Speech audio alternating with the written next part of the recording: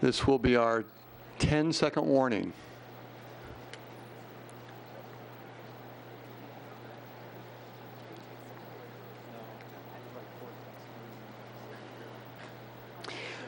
Welcome to our August 15th, 2013 Gilbert Town Council meeting. I'm Mayor John Lewis. We welcome you here tonight, and we will begin by, I will call the meeting to order. And as noted on the agenda, we will begin with our invocation, Pledge of Allegiance. Tonight is very special in that often we have our Boy Scouts help us with the Pledge of Allegiance, and tonight with a special ceremony, the posting of the colors will be under the direction of our Fire Department Honor Guard. Dan Taylor will be playing the Star Spangled Banner. Pipes and drums will also be by our Gilbert Fire Department, America the Beautiful. We will proceed with that introduction. The invocation will then be offered by Reverend William Jefferson of the Benevolent and Protective Order of Elks of Gilbert Lodge 2848. Thank you.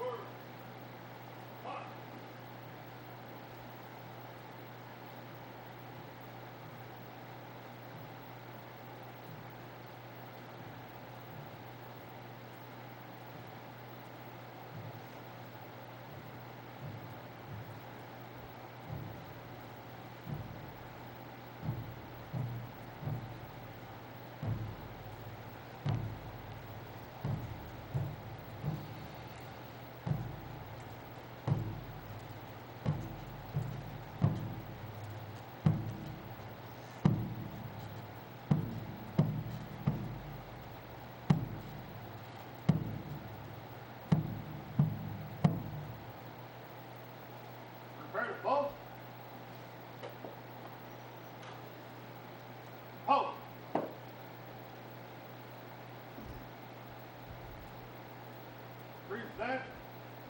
Home. Oh, say, can you see by the dawn's early light what so proudly we hailed at the twilight's last gleaming, whose broad stripes and bright stars through the perilous fight o'er the ramparts we watched were so gallantly streaming, and the rocket's red glare, the bombs bursting in air, gave proof through the night that our flag was still there. Oh, say, does that star-spangled banner yet wave o'er the land of the free and the home of the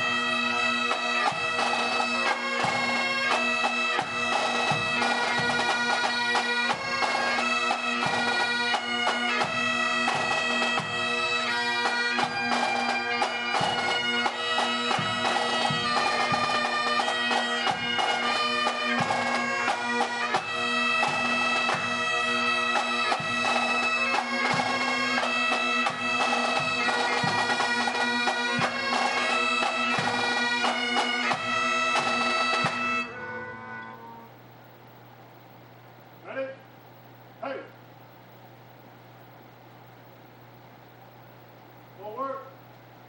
March.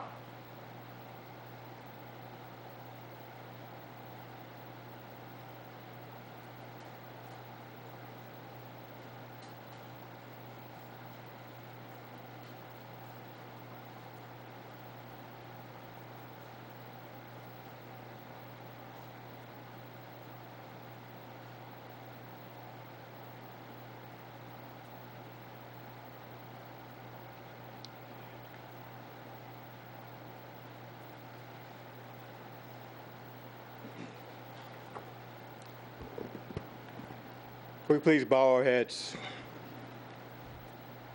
Heavenly Father, we gather before you today to give you honor and praise. You are the source of all of our blessings, and for this we thank you.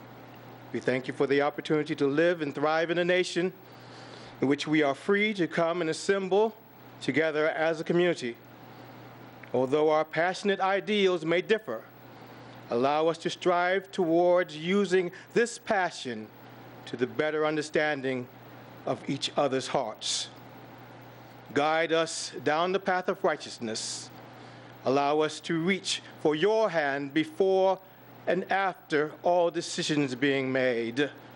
Father, we ask that you bless all who are at this meeting so that wisdom, productivity, and respect fills this place as full as the love that you place in all of our hearts. Let the work and accomplishments of this gathering be in your name, in the holy name of your Son, Jesus Christ. Amen. You may be seated. Our town clerk, Kathy Templeton, will now conduct the roll call. Mayor Lewis, Here.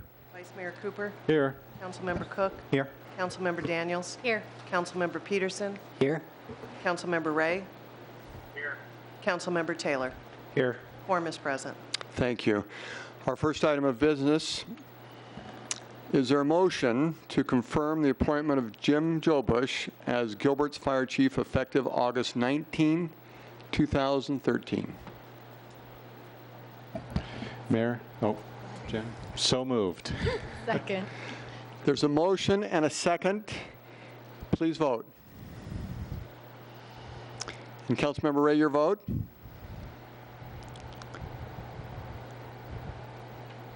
He may have gone on to mute. Yes. With that, 7-0 vote confirmed. Chief Jobush, congratulations.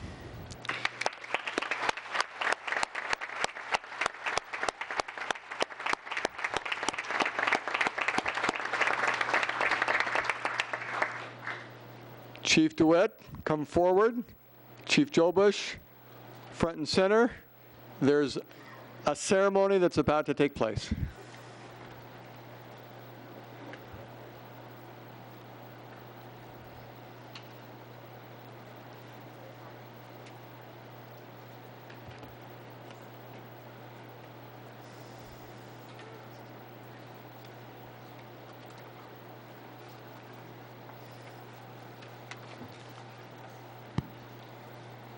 Not to be without some circumstance, we've started a new tradition in the Gilbert Fire Department, and I was notified by email that I needed to be here for this, so I was anxious to be here.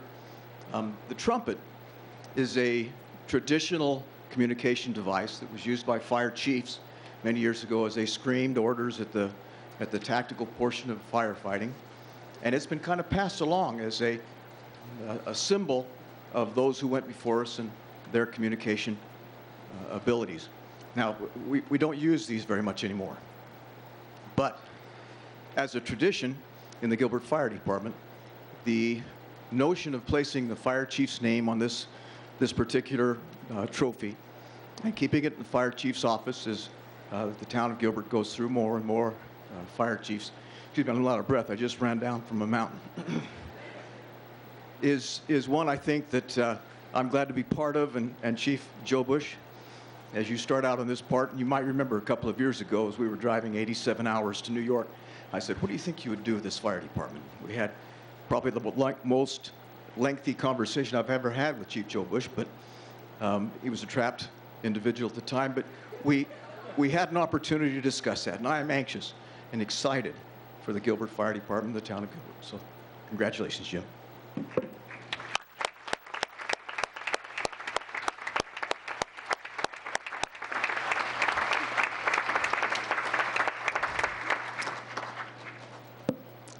The town council is going to join me now in front of the dais for a picture with Fire Chief Joe Bush, and then we'll announce what will happen after that.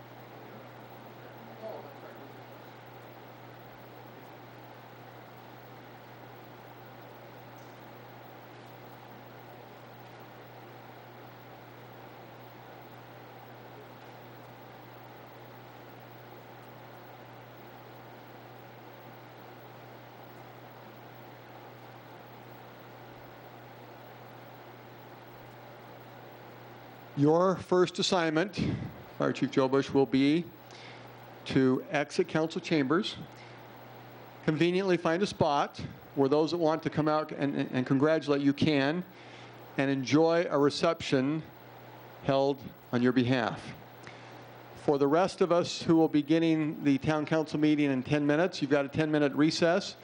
There's food, there's celebration, and we thank you for coming. For the Boy Scouts, normally you would be part of the program too, coming up to be introduced.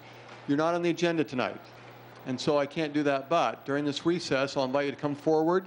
We have a copy of the Constitution for you, and we'll give it to you right up in this area. Chief Joe Bush, please, one more big round of applause.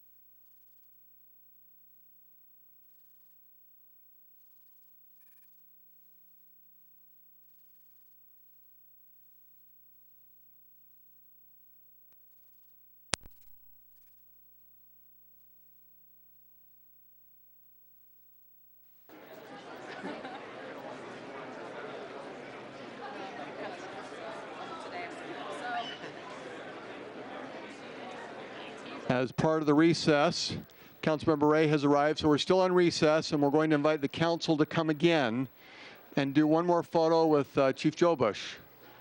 So all council members right here, and then Chief Joe Bush, after the picture, you're back out there.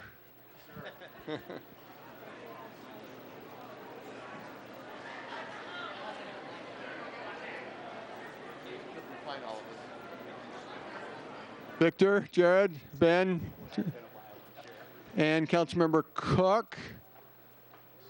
Yes.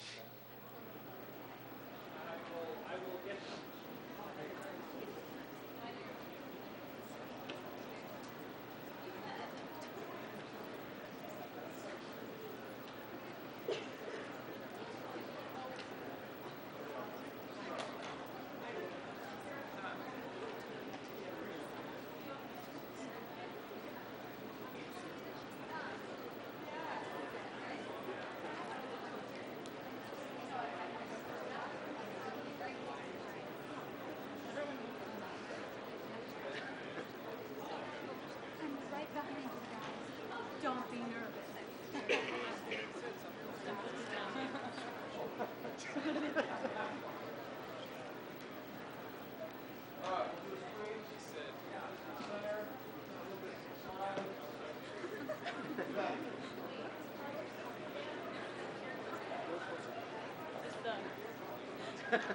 Not that much. There you go.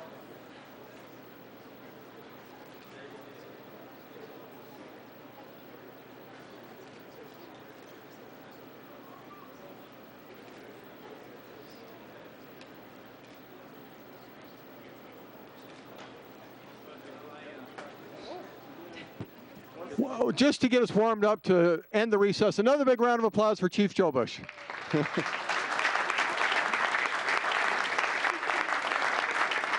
As I return to the dais, we will end the recess and begin. Many of you were asking if you wanted to speak tonight, who do you give the card to? And that could be to Chief Dorn, who just stepped out, our town clerk, could be right back here.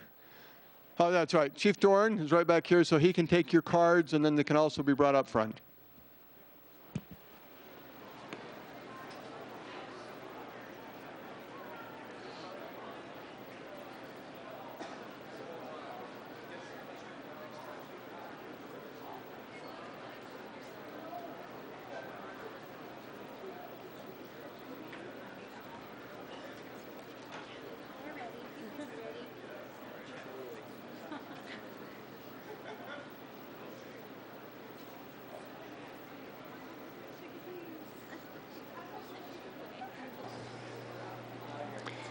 Agenda item number 2 on our agenda is a presentation by members of the Gilbert Digital team. And as you come to the podium, if you could please introduce yourself. Good evening, Mayor and Council members. I'm Joey Hardy. This is Jacqueline Maxwell and Tessa Ferguson. And this summer, we were the Gilbert Digital intern volunteers. I'm just going to start off. I'm going to introduce myself. Just a little about me. I just graduated from Higley High School this past spring, actually. And this fall, I'm headed to the ASU's Cronkite School to study journalism. So that's me. This summer, I had 2 main projects that I worked on. The first one would be the Town of Gilbert tourism promo. When I came in early June, they told me that the town had been requesting some sort of tourism video for a while now, and they kind of gave that, and that was my baby for the summer. I went all around Gilbert pretty much, just getting shots, and just to show how awesome this town really is. The other thing I worked on was a mobile apps promo. For this, I found out that we had some apps for our town, and that a video was requested for that as well. And so that was another project they threw me in when I finished the tourism, and that was pretty awesome. It was definitely a really different kind of video, just kind of showing and showcasing what these apps do so that we can put them on the website and get more downloads for that. And I think that definitely proved to be a success. Oh, I guess link's there. So this is a little video I put together. It starts out, it has a little bit of the tourism video to start off, and then it goes into the app video and a little bit of B-roll that I shot this summer as well.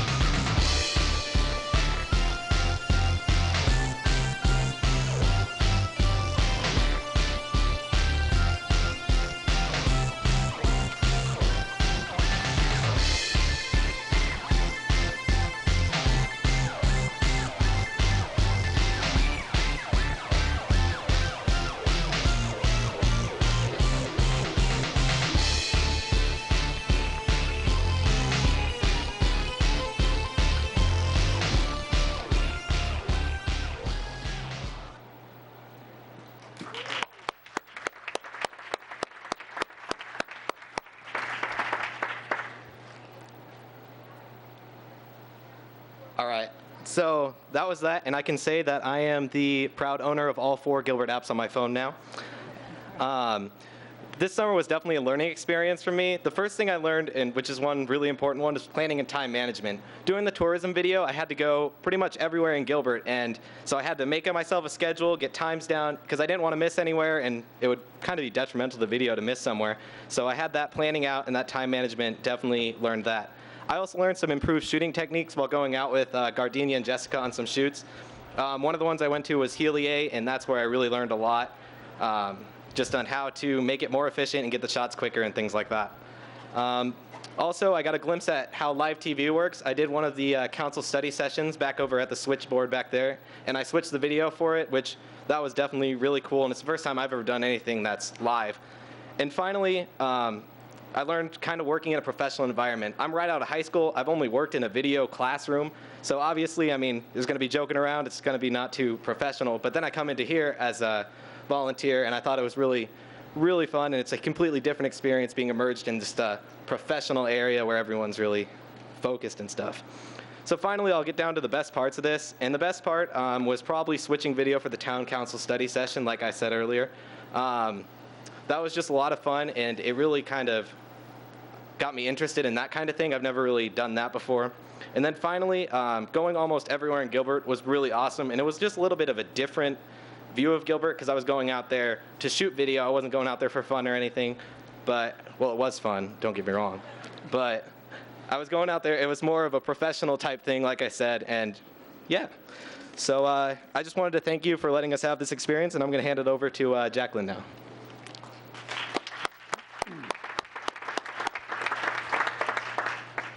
Good evening, Mayor and Council. My name is Jacqueline Maxwell, and I am a junior at ASU this year, studying public relations and journalism. This summer, I worked with Jennifer Alvarez with mainly PR, so I worked a lot actually on this social media campaign with Gilbert the Giraffe, and I got to go all over Gilbert and take some really fun pictures of Gilbert and post some pictures of him to Facebook as part of this social media campaign. And this was a really great way to just interact with Gilbert residents in a way I never had before. I learned a lot in that sense. And it was a really great way to just encourage community involvement to residents who'd never taken advantage of all that Gilbert has to offer before. Lots of Gilbert parks and pools. And this picture also was just part of a way to encourage summer safety. Part of the Facebook campaign was this Facebook contest. So this is a picture of Gilbert at Cosmo Dog Park, and we posted this picture, and whoever commented on the picture first, saying correctly where this was located, got a free pool pass. So that was a really great way to encourage people to get more involved in the Gilbert community. And this is Gilbert at Freestone Rec Center. This is at the splash pad. And this was a post we did to encourage residents to go out for the last few days the pools were open this summer. A few more projects I worked on this summer included press releases, which was really good experience for me because I will definitely be using that a lot in my future career in PR. And I also learned how to update the community calendar with events for the Riparian and other community events. I also worked on updating the media contact list, which was a really great experience for me, just learning to make sure all of the contact info for the reporters that we have relationships with, that was updated correctly. And I also learned how to update information in MailChimp, and that's a marketing tool that we use to send information out with news releases. So 3 areas I really worked and improved on this summer was social media campaigns. I learned a lot with that this summer. I really improved on writing press releases. That was a really good learning experience for me, especially going into my future classes and career. And I also improved a lot on editing, just gathering all that information and making sure it was correct. So now I'm going to pass it on to Tessa Ferguson.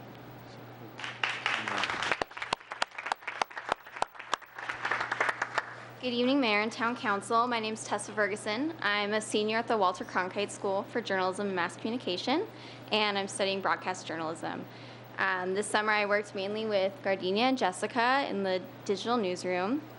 The 2 projects that I focused on was the Guns vs. Hoses fundraiser for Yarnell and Footsteps Through Time, A History of Gilbert. The history video was assigned to me on my first day back in June.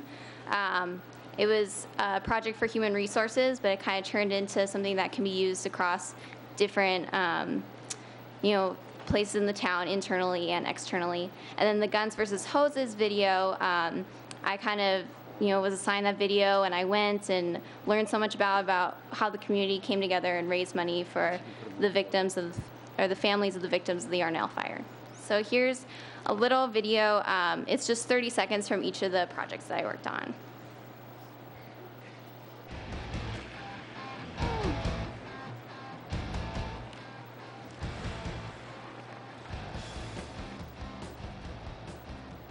In Gilbert, we have a good relationship, both fire and police, with the community. I haven't been on the council for a couple of years, and watching the community come together for different events. It's a great community, people who really care for each other and care for others.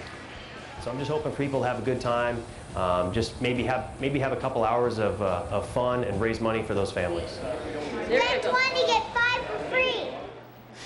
A lot of people say to me, how do you feel coming back to your school? It's quite flabbergasting. And that's when it's so interesting to me that the floors sound the same. They haven't gotten better or worse. I grew up here. I graduated in 1952, and then I went to Arizona State Teachers College, and it was in ROTC, and then I went to the Navy in my freshman year. I think when you get interested in history, it just kind of takes a hold of you. That's just an example of the projects that I worked on.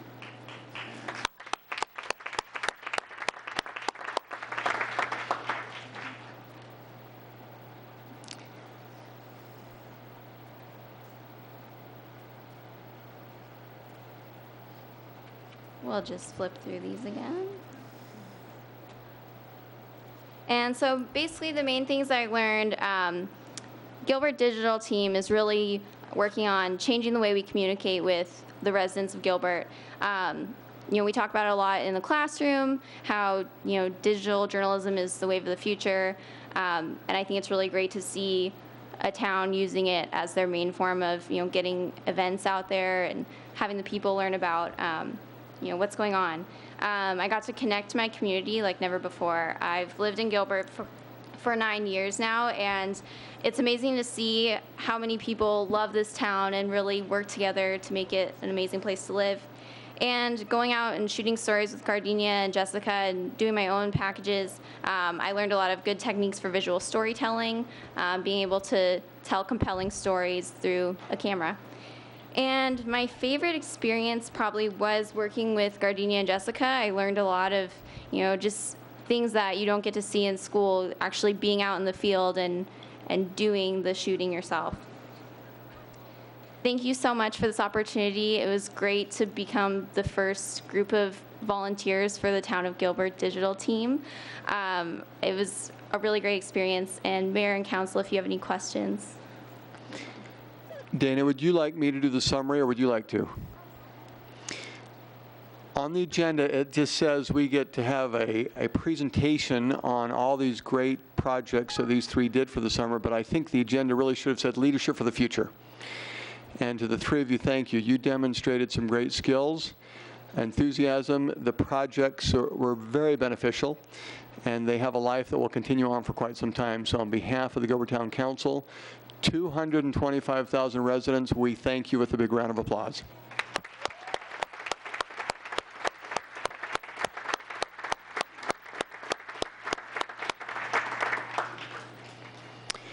Thank you. Next, I shift agenda 25 to this point, current events from the mayor. Wanted the council to know, and also our citizens in Gilbert, that last Friday was a very special day in Gilbert. The head of NASA, Charlie Bolden, was in town for a visit to Orbital Sciences, which is on the west side of Gilbert. During that visit, the CEO, chairman of Orbital Sciences, was also there, and on this picture, he's on the far left, David Thompson. Charles Bolden is in the middle, and then representing Gilbert was the mayor on that right side. If I could go to the next slide. The visit was to focus on a satellite that is being built in Gilbert. It's OCO 2 satellite being built for NASA by Orbital Sciences. The anticipated launch date will be July 1 of next year. The mission is to gather space-based measurements of carbon dioxide levels on Earth.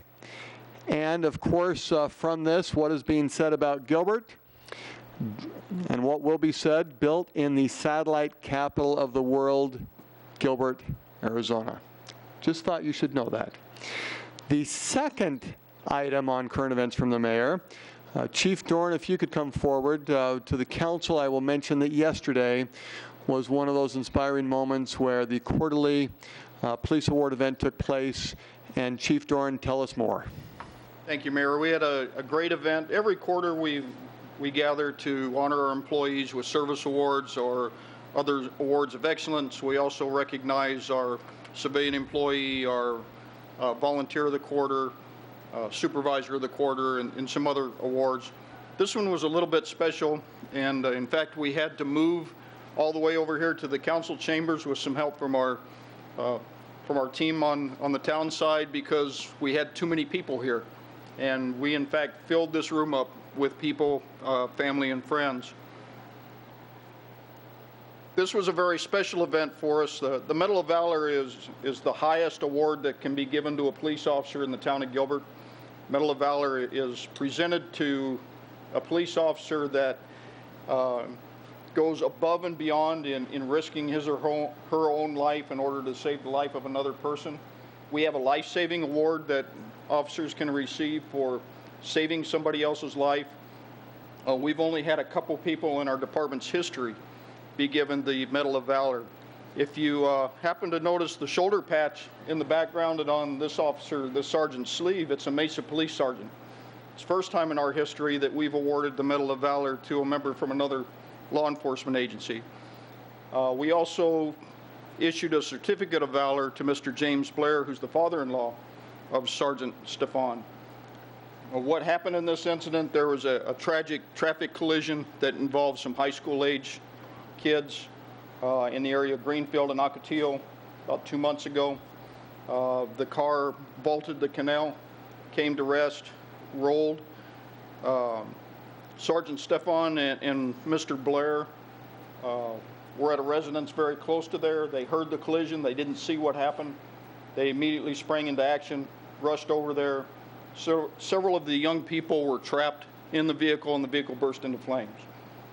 They were able to extract the remaining young people that were in the vehicle suffering serious injuries from the vehicle as the vehicle burst into flames, and saved the lives of those young men.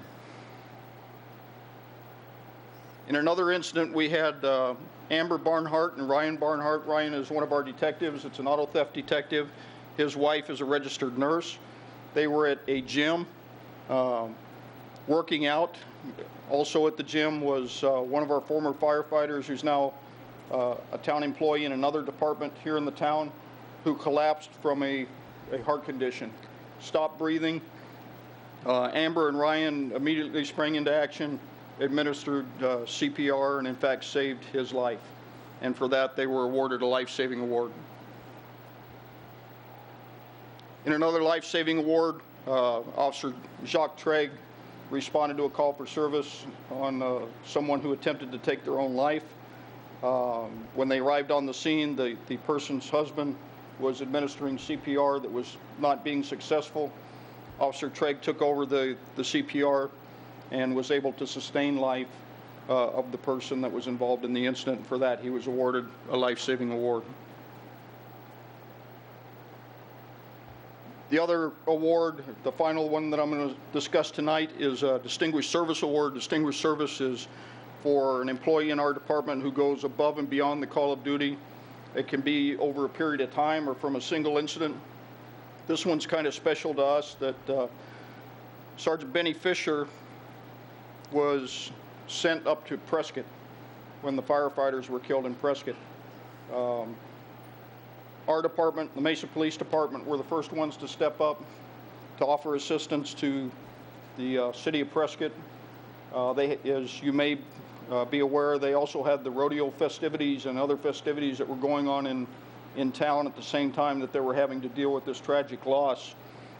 Sergeant Fisher had already served on the all-hazard incident management team for the Dulce fire that was still in progress and had taken place and had just left that fire. He spent about a week up there in Prescott helping on that incident.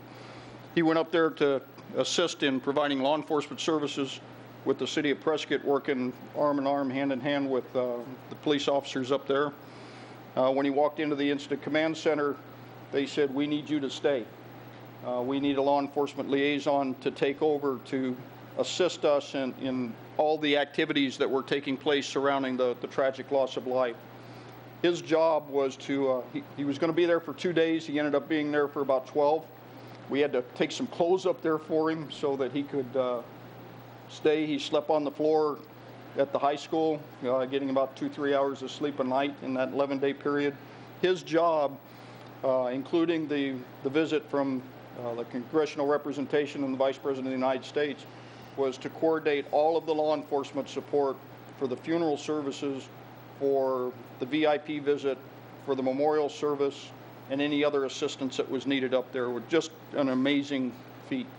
And for that, he was recognized by the Prescott Police Department, Prescott Valley Police Department, and then we honored him for his service with a Distinguished Service Award. Mayor? Chief, in representing the council yesterday, as we know, often we're at events where we're cheerleaders on behalf of Gilbert, but yesterday was one of those occasions where that feeling in the heart was just overwhelming with gratitude for those who were recognized and for our public safety officials that sometimes it's hard to describe the emotion, but thanks from the bottom of our hearts to you and others who serve, and for those who were recognized yesterday. Best we can do right now is a big round of applause.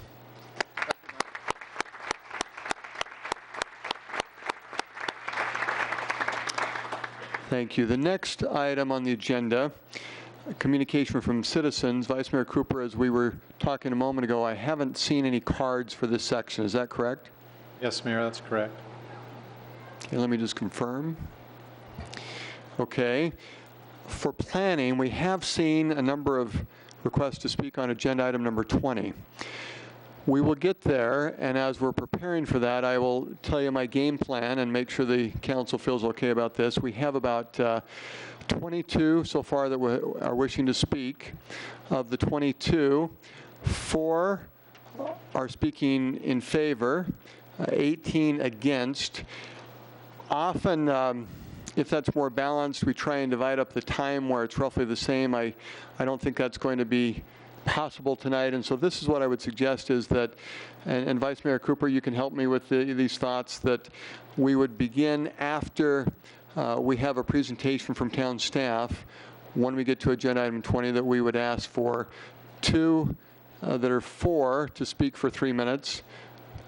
2 or we could probably do maybe about 4 against and give them 3 minutes.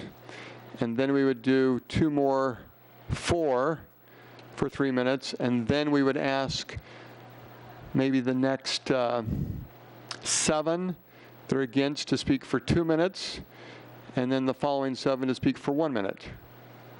Now that's a preliminary plan, and before we make that official to the council, does that work?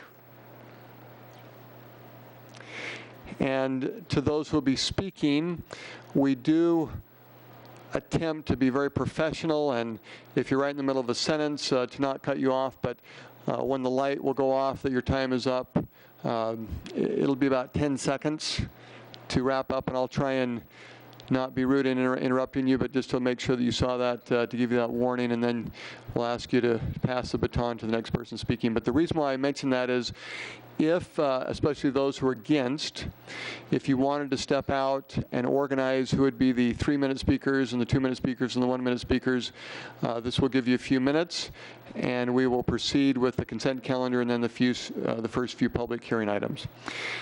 With that, the consent calendar, as noted on the agenda, items are considered and may be approved by a single motion unless removed at the request of council for further discussion or action. Other items on the agenda may be added to the consent calendar and approved under a single motion. Vice Mayor Cooper, what requests do we have from the council related to the consent calendar? Mayor, I move that we approve the consent calendar, items 4 through 16, pulling items 15B and 15C for further discussion, and just noting on the dais is a revised resolution on item 5. Second. Thank you. There's a motion and a second. Please vote. Those items are approved with a 7-0 vote. Agenda item 15B. And that is Councilmember Taylor, please. Mayor, just 2 things on this. One is certainly talked a little bit about federal grants. This is one that I do support because I can see how there's a specific revenue going to a fund that comes back with the, dedicated for highway tax. So, but one of the things I wanted to see if we could do just for any federal grant that we're applying for this and others, and I talked to the town manager about this a few days ago, when we have a section in our packet called financial impact, and there's more to the financial impact than what I'm typically seeing, because when we accept federal dollars, there's always some strings attached, and they call them different things, assurances or whatever.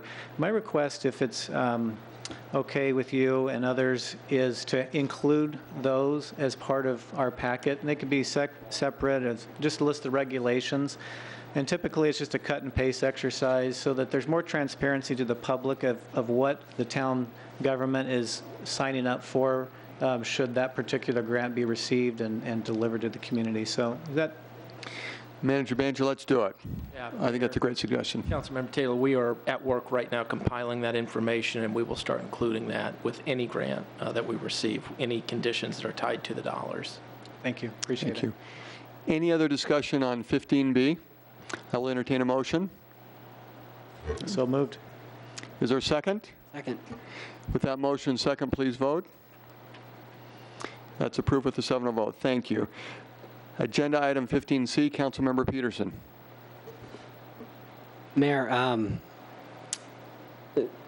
won't rehash this too much because we've talked about this issue enough, but I do think it's a different category than the one we just approved.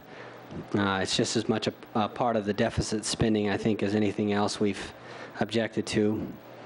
And because I think that this purpose it's going to is a legitimate and important purpose of law enforcement, I don't want that purpose to be dependent upon unsustainable revenues, which even the chief has confirmed that these funds have been reduced in recent years.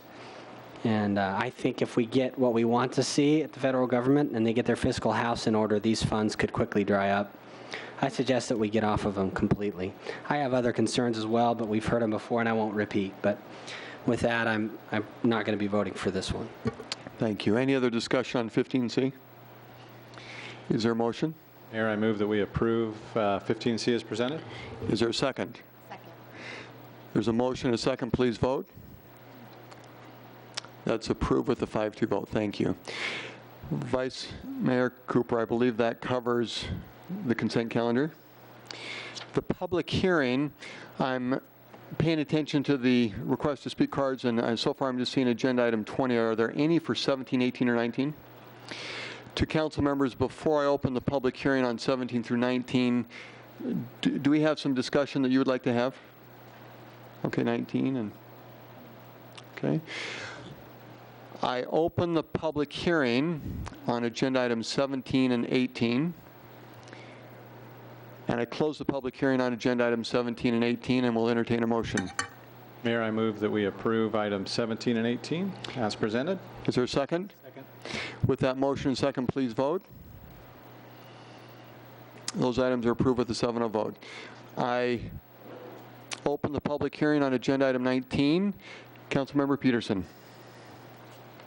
Mayor, first of all, I want to thank staff for correcting the ordinance to strike the use of eminent domain for this item. It's funny because when I read the packet, I saw that and I thought, we're going to use eminent domain to take from one private party to give to another potentially with economic development. That doesn't seem right on principle.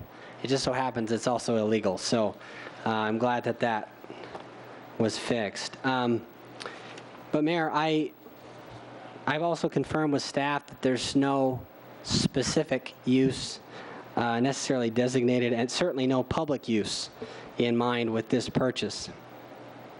There are potential private uses that we can imagine, but I believe government shouldn't be a player in such uses. And I fundamentally disagree with the idea that we can plan our economy from this central body more effectively than the free market will. In the allocation of scarce resources that have alternative uses, free markets consistently outperform central planning. And so with that, I'm opposed to this acquisition. Thank you. Any other discussion on 19? Councilmember Taylor? You know, the acquisition of, or the point that the town is a pretty large landholder in downtown came up in an interesting online forum during the campaign.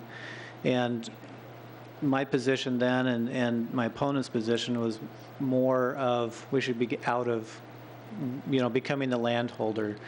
So I'm going to be voting no on this one to, you know, because I do believe we should be getting out of that. The town has been sitting on land. It's not in the tax rolls. It's not productive. So I think this is just going in the wrong direction from getting this back into the market, and especially if it's targeted for a private business. The dollar amount is sufficient where, you know, they should be able to swallow that if it's a viable business. Edgar, could you, for the citizens to know, because we really didn't give you a chance to explain, talk to us a little bit about 19, and where are these properties? Mayor Lewis, council members, Edgar Medina, Assistant Town Engineer over Capital Projects. The two parcels in question are on Vaughan Avenue and Oak Street. They're a block west of Gilbert and Vaughan, approximately a block west of the Oregano's restaurant. It's in an area that Gilbert, as Councilmember Taylor and mentioned, that Gilbert is the primary property owner in the surrounding properties. The two subject properties have been an opportunity for acquisition. We have been in contact with the property owners, and we're actually approached in terms of interest in selling to the town. So it's one of the voluntary downtown acquisitions.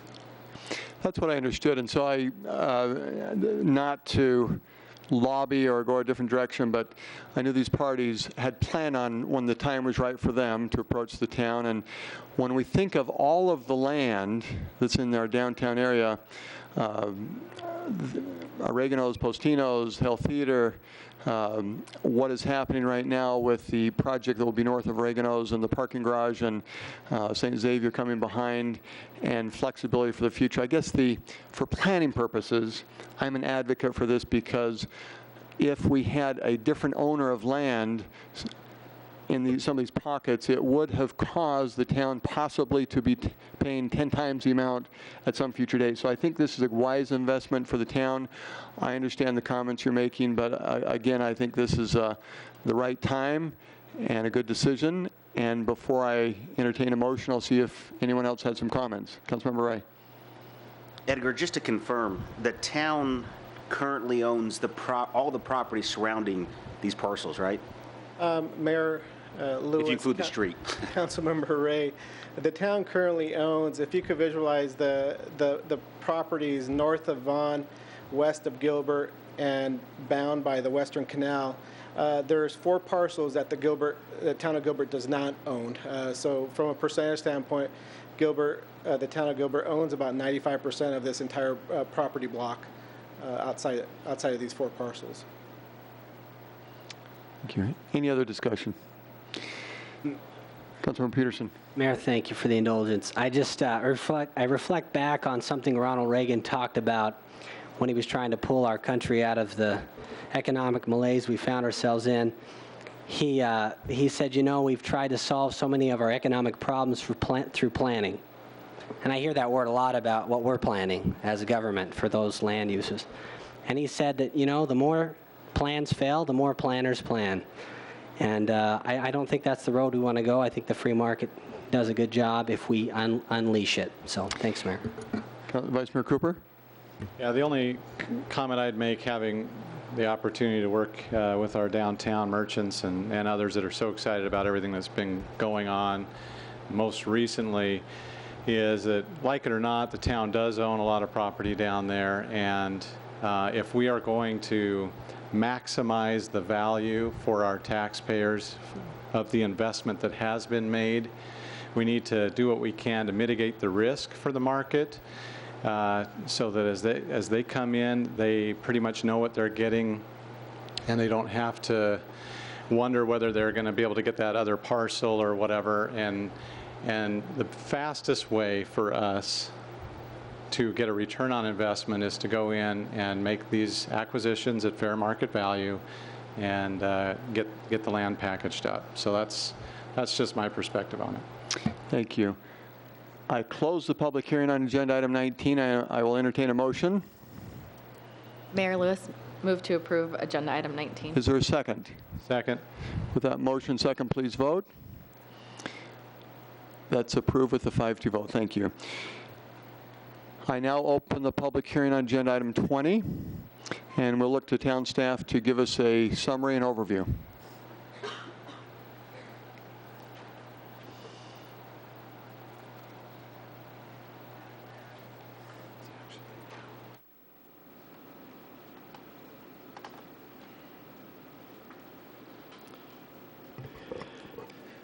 Good evening, Mayor and council members. I'm Larry Taylor, building official for the town. I just have a few slides that may help us get, that may help towards the discussion that we're going to have tonight. And first of all, I'd like to start with, as you know, we had many stakeholders involved with our process this year. And I would just like to, again, begin by thanking each one of these groups that helped us get to the point that we're at today. Many of the codes, amendments, and so forth that we have are because of feedback from these groups. I just threw this slide in as an update, just as since we met last a couple of weeks ago. Maricopa County has adopted the 2012 building codes. The last time we met, I was asked about amendments and how many amendments that we had. And so I've done some research. Currently, we have 244 amendments in our current 2006 code. Our proposal for amendments to the 2012 code removes 98 of those and leaves 146 in place. We've also added 68 new amendments. That gives us a total of 214 amendments to the 2012 code, or 30 fewer amendments than we currently have. This is the breakout of those amendments. For example, If you look up at the top line, the IRC is the residential code, which seems to be the most discussion that we've been having. On the far right, you'll see there's a total of 46 amendments. 31 of those amendments we're rolling over that are currently existing in our code now. We are adding 15 new amendments. Of those 46 amendments for the residential code, 3 are more restrictive, 23 are less restrictive than the code itself that was published by ICC, and 20 are neutral. And when I mean neutral, these are basically administrative type amendments. There's sections in each code book that ask you to insert the name of your jurisdiction and to insert the name of the department. There's areas in there where it gives place for policy like what I'm trying to think of, reimbursement or policies and those types of things. So if you look at the very bottom, bottom right, 214 total. There's a 119 of those are neutral. I'm working backwards here. 77 or 71 less restrictive and 24 more restrictive. So that's just kind of an overview of the research I did based on our previous meeting. And then finally, this is just a review of staff's recommendation. I did break out because of further discussion that has been happening about the energy code and the reconstruction code. But this is staff's recommendation, and with that I conclude the presentation and I'm available for questions. Thank you. Any questions from the council at this point? Councilmember Cook. Larry, can you define what an amendment might be versus a particular section in the code? Because obviously there's new sections and different things. Is that a one-for-one correspondence? Can you just define what an amendment is? Amendments are strictly items that we have either added to the code by way of, as I noted, administrative type things, inserting things into the code to clarify. Some of our amendments are MAG amendments, ASBO amendments that are being adopted valley-wide. Sometimes they're to clarify the code, sometimes they're to change the code, to either, again, make it either more restrictive or less restrictive based on local needs. Other questions at this point? Thank you. To the council, are we ready to have some public comments? Okay. To Vice Mayor Cooper, we'll do this together. I'm going to suggest that we've had one more request to speak for, and if I could, Larry and Kyle, if you could maybe go and sit by Kurt, and the 5 that are wishing to speak for, if you could come and sit in those 5 seats, and then Rustin, if you could help the 5 that we'll ask to speak against, that we would give 3 minutes to, if you could come down in this vicinity.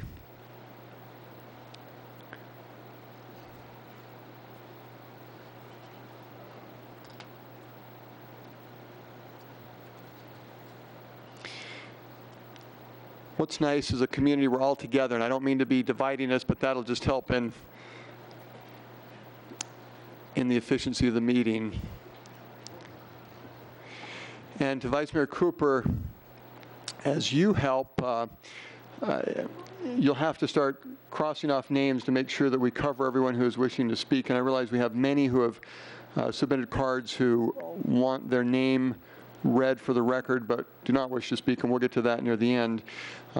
If we start, why don't we do 2 for, 2 against, 2 for, 2 against, 1 for, 1 against, and this is the group that will be given 3 minutes apiece. Does that work? And then as they come and speak from the pulpit, you could cross off their name. 2 for, 2 against, is that what you said? Yeah, so 2 for, 2 against, 2 for, 2 against, 1 for, 1 against. Gotcha. And this is the 3-minute team. Okay.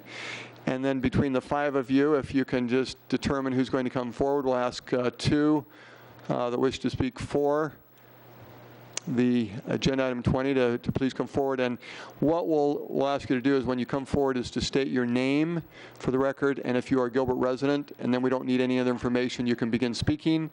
When your 3 minutes is up, the light will come up, and then I'll try and not interrupt you too much, but it'll be about a 10-second warning at that point. So please.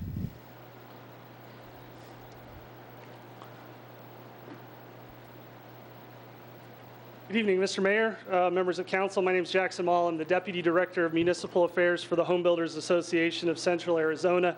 I believe this is my first opportunity to address this council, and it's a pleasure to be here in Gilbert.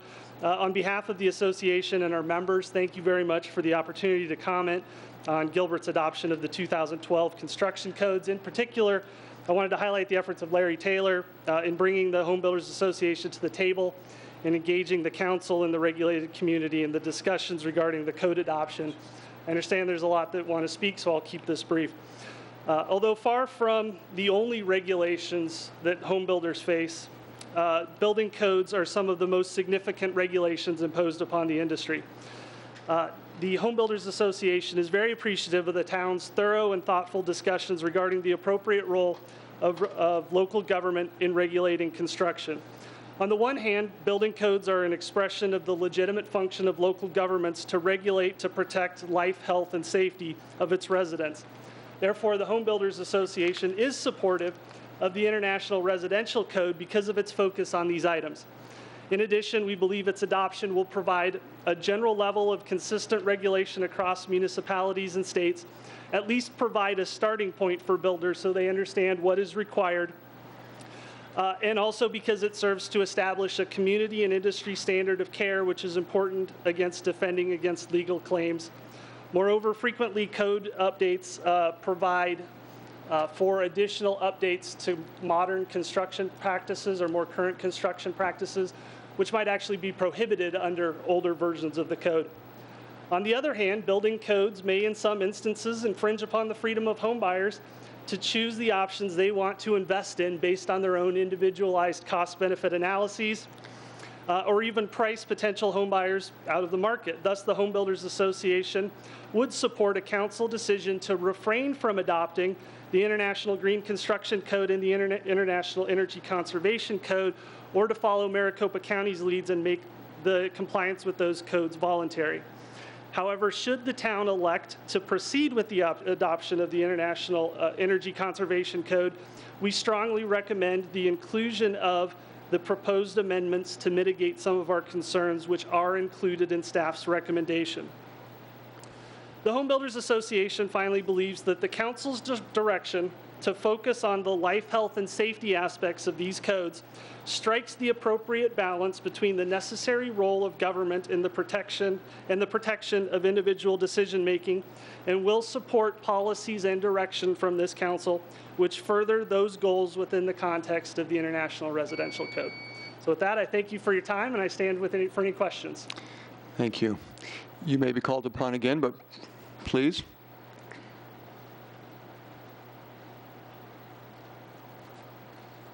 Good evening, Council. Kathy Tilke, representing the Gilbert Chamber of Commerce. Thanks so much for allowing us to speak this evening. You have a big decision to make tonight, and I first want to thank the staff because the amount of public input and the amount of meetings that they went out to the people to conduct needs to be commended. Excuse me. I've been around a long time, and I've been through a lot of these different code changes, and that hasn't always been the case. And so I think that from that perspective, you've received a lot of feedback. And from the Chamber's perspective, we met with them on several times within our office. We sent out surveys to our members. We had the online information so that we could go and do a lot of homework on it. And our members are telling us very clearly, we want consistent codes between municipalities. So the importance here is good news, we're all going for the international codes. But we all need to be on the same year, or else it's just like having different codes in every community that you do business in. And we want to be able to go from Gilbert to Chandler and know that those codes are consistent. We believe that is streamlining government regulation when we don't have to figure it out every time we cross the border. In addition to that, years and years ago, I remember when the environmental and energy and all that first came up, and a planning staff that was here at the time wanted to mandate very rigorous codes. And we did believe that the free market was going to create that demand, and it's happened. So it's my understanding that the environmental codes that are in there are not going to be mandated, but they are going to be recommended. And so we support that. Free market is going to dictate some of those things. We didn't take an official position on energy, but I'm telling you, we are in lots of discussions right now about energy in the state of Arizona, and we better be prepared to have energy efficient homes and businesses, or we're going to be in big trouble in the future with the type of growth we have. So we hope that you'll consider reasonable recommendations for that.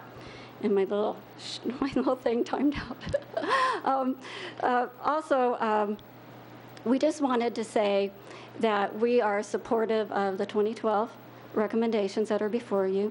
We hope that you will take that consideration as you make your decision, and I'm going to stop a little early. Thank you. Thank you. And Rustin, for planning, we have one more that wishes to speak for, and so feel free to add one more person in a few minutes, and this will be our team of 3 minutes, and so please.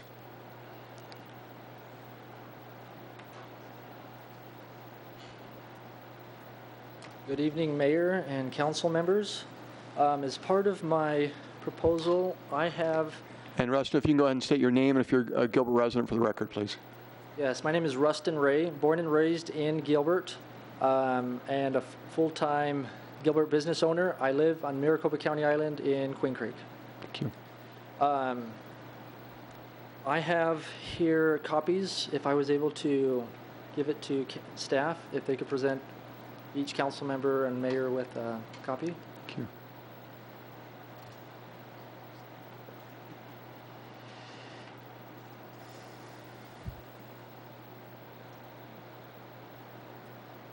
Okay.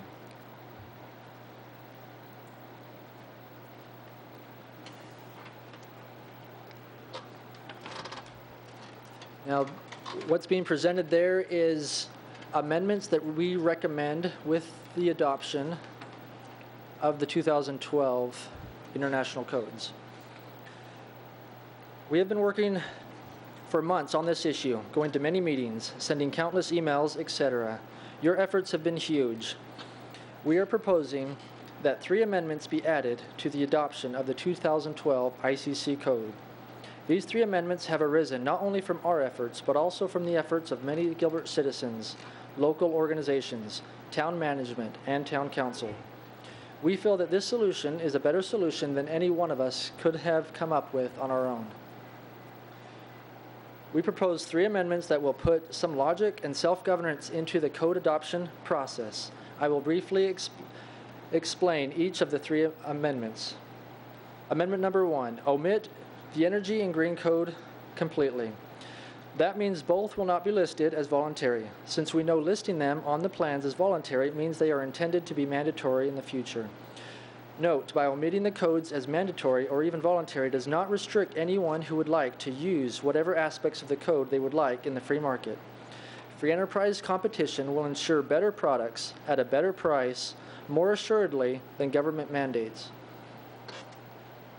Amendment number 2, restrict enforcement of the ICC codes to the existing plan review and inspection checklist, which are already in place, minus the items we have already researched to be non-life safety as included in the amendment. This existing checklist can be reviewed, amended, and updated as needed by the town council. This would change the number of mandated codes from thousands of pages of unnecessary codes to about 6 pages of life safety issues. Amendment number 3, establish a review process to identify and remove mandates that are not life safety. That's your 10 seconds, Rustin. Do I have permission for 1 extra minute? 10 seconds is what you have, sorry. Establish a review process to identify and remove mandates that are non-life safety. This will ensure that unnecessary items will not be added without review as they have been in the past, and that existing unnecessary mandates may be reviewed and omitted as necessary. Thank you. What you can do is pass that to someone else, and let's keep going. Thank you.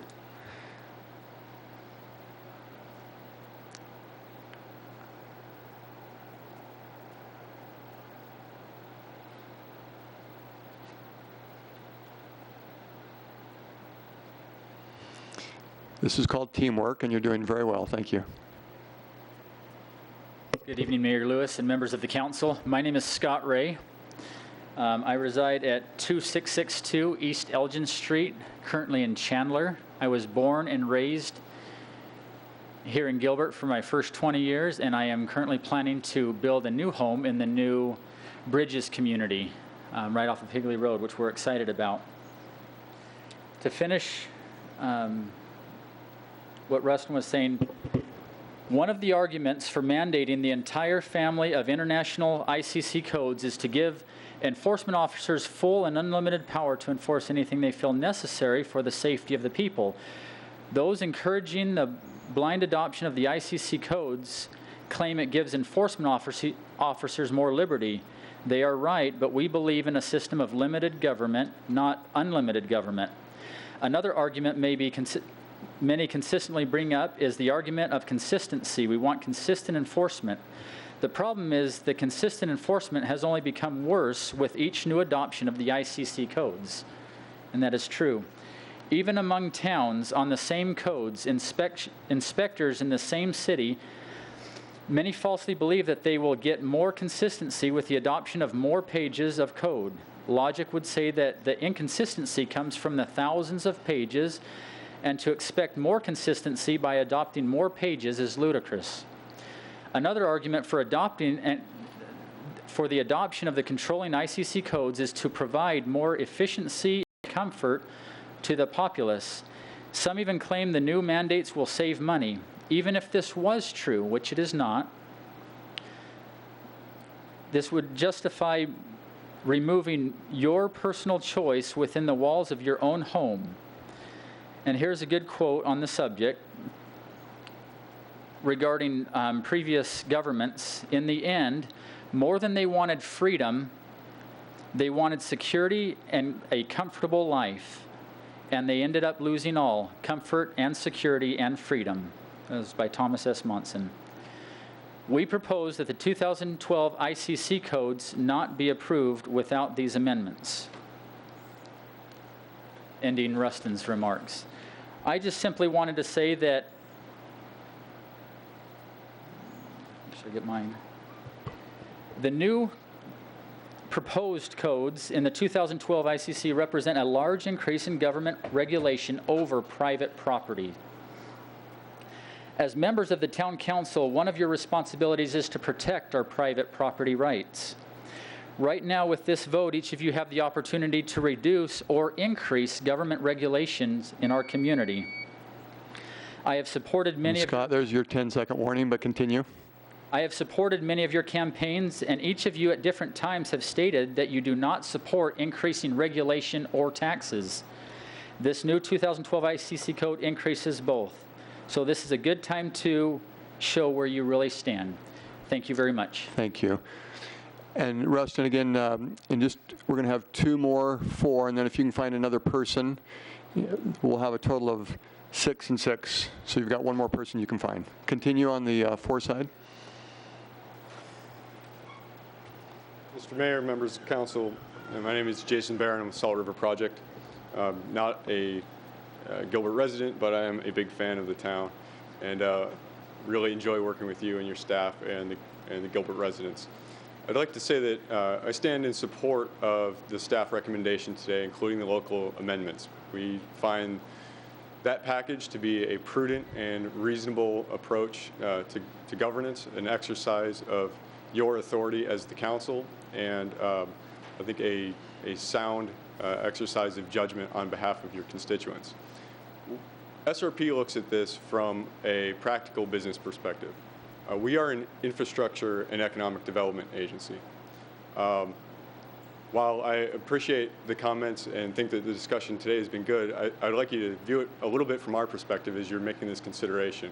And that really is a matter of managing our load base and the need for expensive capital investment throughout our system. And this translates into a management of our consumers' energy bills and therefore the opportunity for you all to attract new businesses and new tax base within the town limits.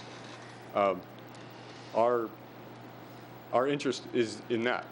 We back that up. We provide rebates to builders as they adopt the code and comply with the code, upwards of $1,500 that offsets some of the costs that go along with this. And we feel that that helps get to a very speedy cost recovery for the consumers, not only in their day-to-day bills, but also in the bigger picture about system management and ensuring that we have a system that's reliable and cost-effective so that you can do your best for developing jobs and a quality of life here in the town. So with that, I'd be more than happy to take any questions, and we have Sharon Bonesteel here from our code group who can answer more of the detailed questions. But I do appreciate the time to share our perspectives on this. Jason, thank you.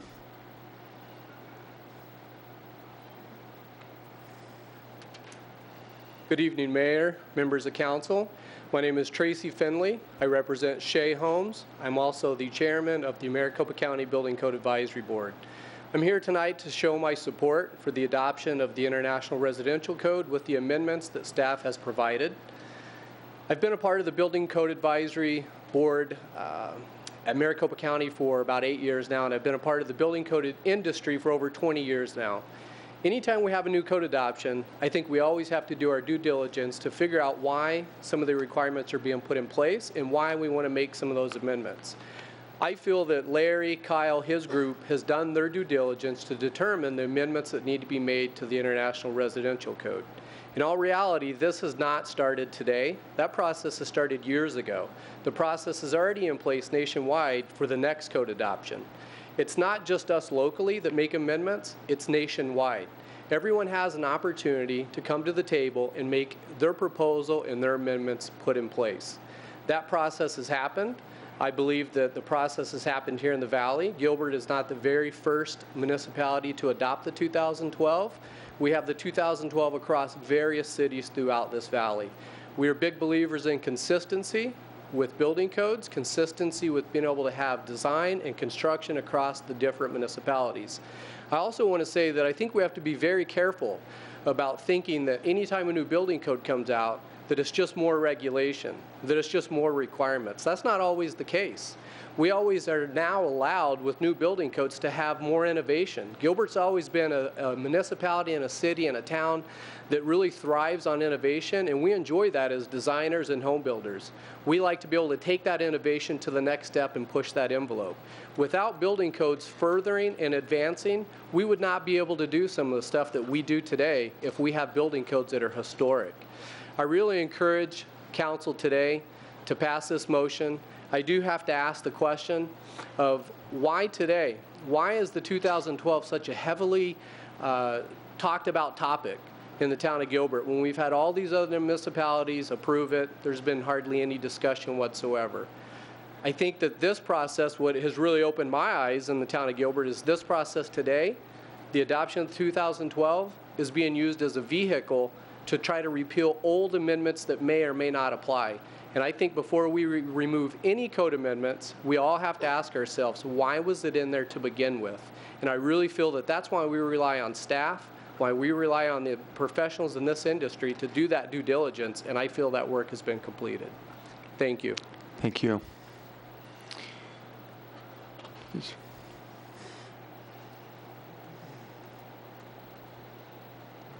Mayor Lewis, council members, my name is Corey Carpenter. I am a Gilbert resident, born and raised here.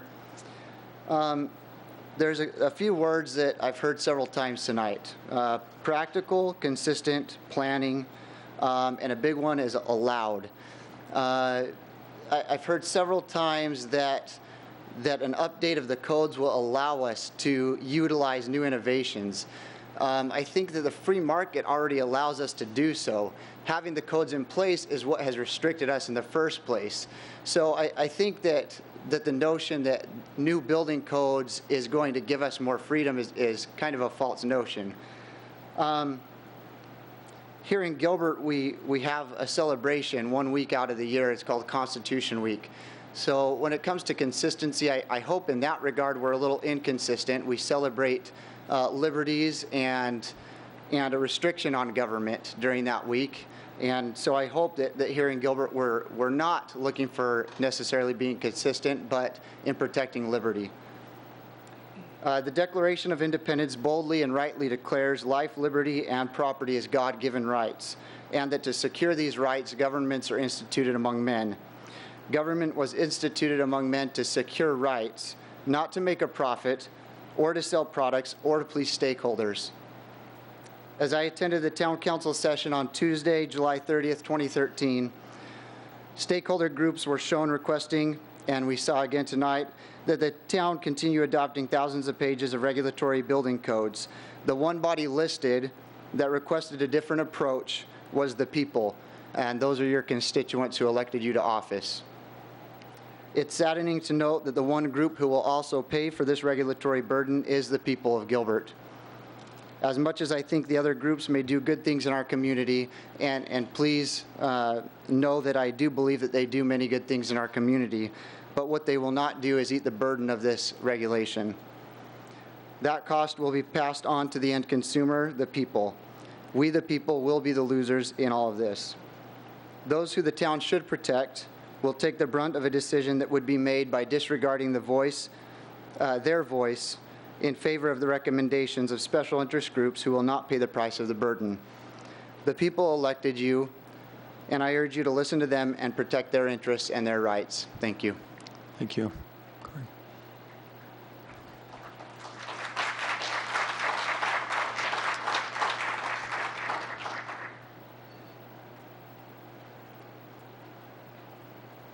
Mayor, council members, my name is Terry Organ. I am going into my 24th year living in this wonderful community and town called Gilbert. I own a small business. I'm a general contractor. I build custom homes. With all that I've heard here tonight, I want you to know I live in the world of reality. And the reality is that if it isn't broke, then don't fix it. And I hear about these regulations that are coming, and they're all supposed to be about life safety and building safety, when the reality is they have more to do with an agenda than they have anything to do with life safety or building safety. This agenda can be best addressed through the free enterprise system. It's worked in the past, and if we will allow it to work, it will work in the future and beyond. Again, I live in reality, and the reality is just with the electrical, the mechanical, and some of the other codes, it will add easily, modestly, $5,000 to the construction of a new home. $5,000. The consumer's going to pay for it. I've got to figure out where I'm going to put it in the budget so that they can afford the American dream. Politicians, in my opinion, are poor leaders because they go through the motions, they give the public their opportunity, and then they vote the way they want to anyway. So I hope tonight there isn't any politicians here. I hope tonight there are leaders. And I hope that we don't think we have to follow status quo. I hope that we can realize this is an opportunity to lead. Thank you. Thank you.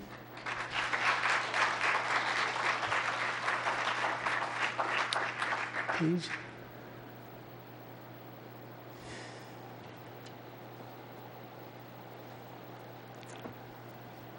Good evening, Council. Mr. Mayor, it's a pleasure to be here. My name is Dow Rigler. I live in Gilbert with the Small Business Alliance, and I chair the Free Enterprise Committee. We've had the opportunity to meet many times with staff, to meet with our our members to do surveys. We put in a position paper that does support the adoption of the 2012 building codes. We also put in there a recommendation that the energy codes be voluntary, along with the green code be voluntary. Beyond that, I'd just like to to respond as much as we've had such comments from a very high level. I kind of like to take a second, maybe get a little bit granular with this. Life safety is a very big topic and carries a lot of responsibility and a lot of liability on who is going to make those determinations. Carbon monoxide sensors, do we need them? I don't know.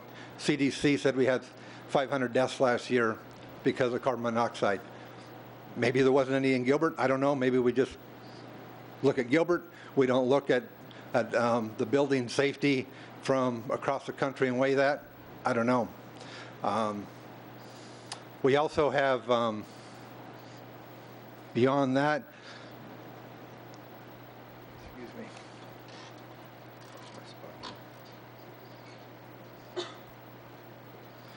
I think there was also another one in there about soils report. Big League Dreams is having a huge problem. We've had a lot of challenges with some of even when we build to it, knowing exactly how the soil is going to react with the home. The Small Business Alliance is in favor of adoption of the 2012 codes. We do look at the energy code as being voluntary. There are some things in there that would be challenging, but we do support them, and thank you for your time. Thank you, Dow.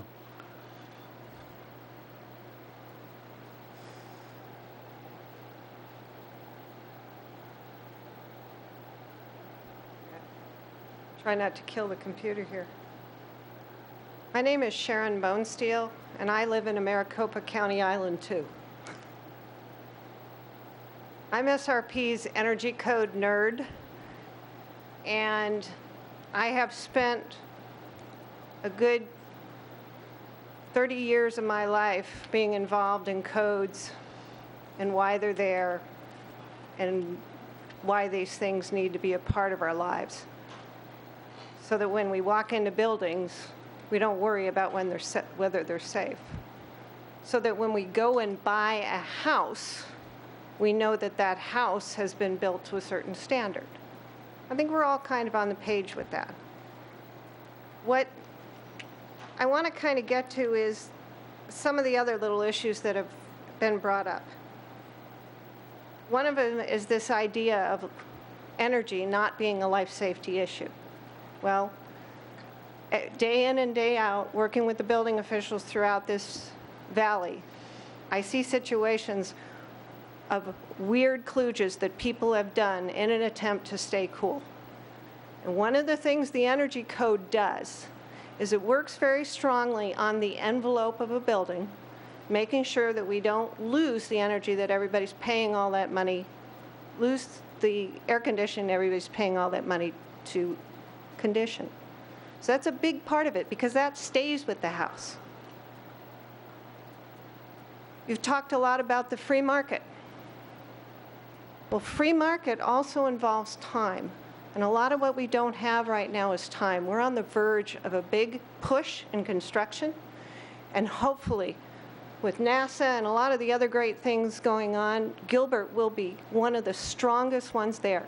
One of the things I get at SRP is companies calling me up and they say, I'd like to move to these towns, but can you tell me if they have good, clean power? They want to know that your infrastructure is in a good position to be able to handle their businesses. And what that gets down to is how SRP has planned and how you have planned. We go out and we set up all these different generating sources so that we can bounce between them and give our customers the most affordable power possible. And part of that planning, and we're an old company, we don't do things lightly. Part of that planning is said, you know, energy efficiency is the least expensive way to do it. Think back on what your grandma told you. She said, a penny saved is a penny earned. If we don't use this energy, we're going to end up being able to utilize it. And if a code is voluntary, we can't rely upon that in our energy planning. And Mark, was that the 3-minute point? Okay, so 10 seconds, Sharon, please. So thank you. I just want to close with the inalienable rights of the people are most likely to be preserved by the principles of government are set forth in a written constitution. The building codes, those are our construction constitution. Those are the rules we live by that help us build safe buildings. Thank you very much. Thank you. And Rustin, if you can identify the next speaker too. Oh, perfect. We're ready. Okay.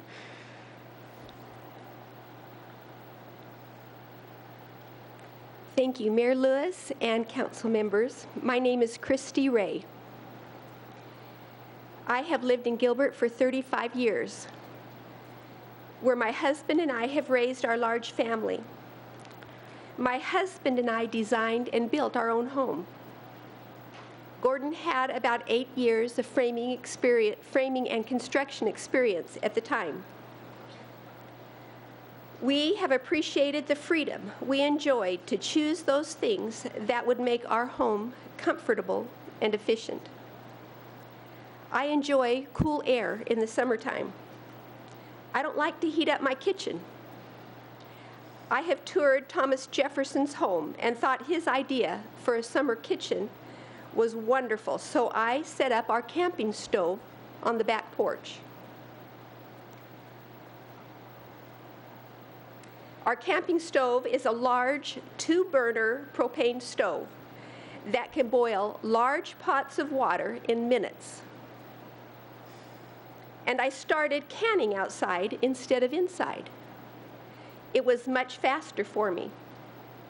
I wanted to bake outside to keep the heat out. So I looked on Craigslist for a gas stove. I was surprised to see a large commercial oven for sale for a good price. It had 5 shelves that could hold 5 full-sized sheet pans. What a dream. I could bake all my cookies at one time. I could bake a double batch of bread, 10 to 12 loaves, at one time. For a large family, this is exciting. I could bake all of my Thanksgiving pies, my turkey and the trimmings at the same time. It would keep a lot of food warm when my family came over for dinner and we were waiting for those that weren't there yet. My good husband bought this oven for me and helped set it up. We converted it for propane use. I'm not always baking, but when I do, I bake in large quantities. It saves me so much time and energy. I bake 12 to 15 dozen cookies in 8 minutes. I enjoy and appreciate this freedom. It is a blessing to our family. I enjoy the freedom to shop and to compare and to decide on what we would enjoy and what would work for our family. M19013 prohibited location. And for the council, no, we need to continue this, so I'll give up to another minute because there's a point here, and it's not that I'm just getting hungry. Please. 2012 code states, cooking appliances designed, tested, listed, and labeled for use in commercial occupancies shall not be installed within dwelling units or within any area where domestic cooking operations occur. This is one of many codes that will control our homes and force or limit our purchases. This would prohibit my use of this wonderful appliance, these appliances. Please, I beg of you, do not take this freedom from me or any citizen in Gilbert that would like to use and enjoy such convenience. Thank you. Thank you.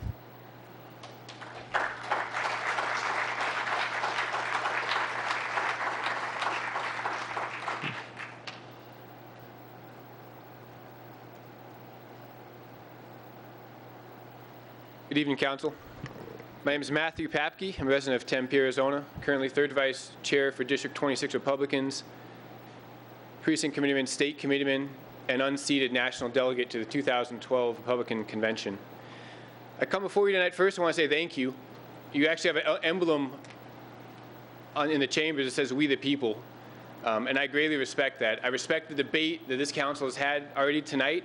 I can tell you in this body tonight that within the probably 45 minutes I've been here, you have out-debated the Tempe City Council in the last 6 months. So first and foremost, thank you for having the debate. Mr. Peterson, I greatly respect what you said about planning, and that's what you have before you tonight. What about planning? Well, if you decide to enact these codes, then you got a lot more planning, and there's going to be more plans to come with it. But you've had people from your community, small business owners, that are willing to come up, take time out of their evenings away from their families, and fight for their livelihood and the liberty of the people in Gilbert. These are the people that when they make money, they spend money in Gilbert. Their families prosper in Gilbert, and their neighbors prosper in Gilbert. These are the people who are representative of organizations who more than likely put their money in offshore accounts. Now, you got a tough decision tonight. Are you going to side with the people? You had 21 people that wanted to vote against this or voice their opinion, or do you side with the corporations? Well, I can tell you how that's happening in the national level. The side with the corporations is not working out. So I would expect a council that has "We the People" emblazoned on their pulpit or the piece of wood, I don't know what the name of it is, but I would expect that council to side with the people. Lastly, if you choose to enact the regulations and the code enhancements that are international, they're not from the U.S., we're talking about international influence in a city like Gilbert, my city, Tempe, Arizona, is going to say, well, Gilbert did it, so we should do it. You've got to make a stand, and you got to make a stand wherever you're able to. So I greatly appreciate the opportunity to speak. I hope that you accept the citizens' proposal with the amendments, and you vote in favor of the people, not the corporations. Thank you. Thank you.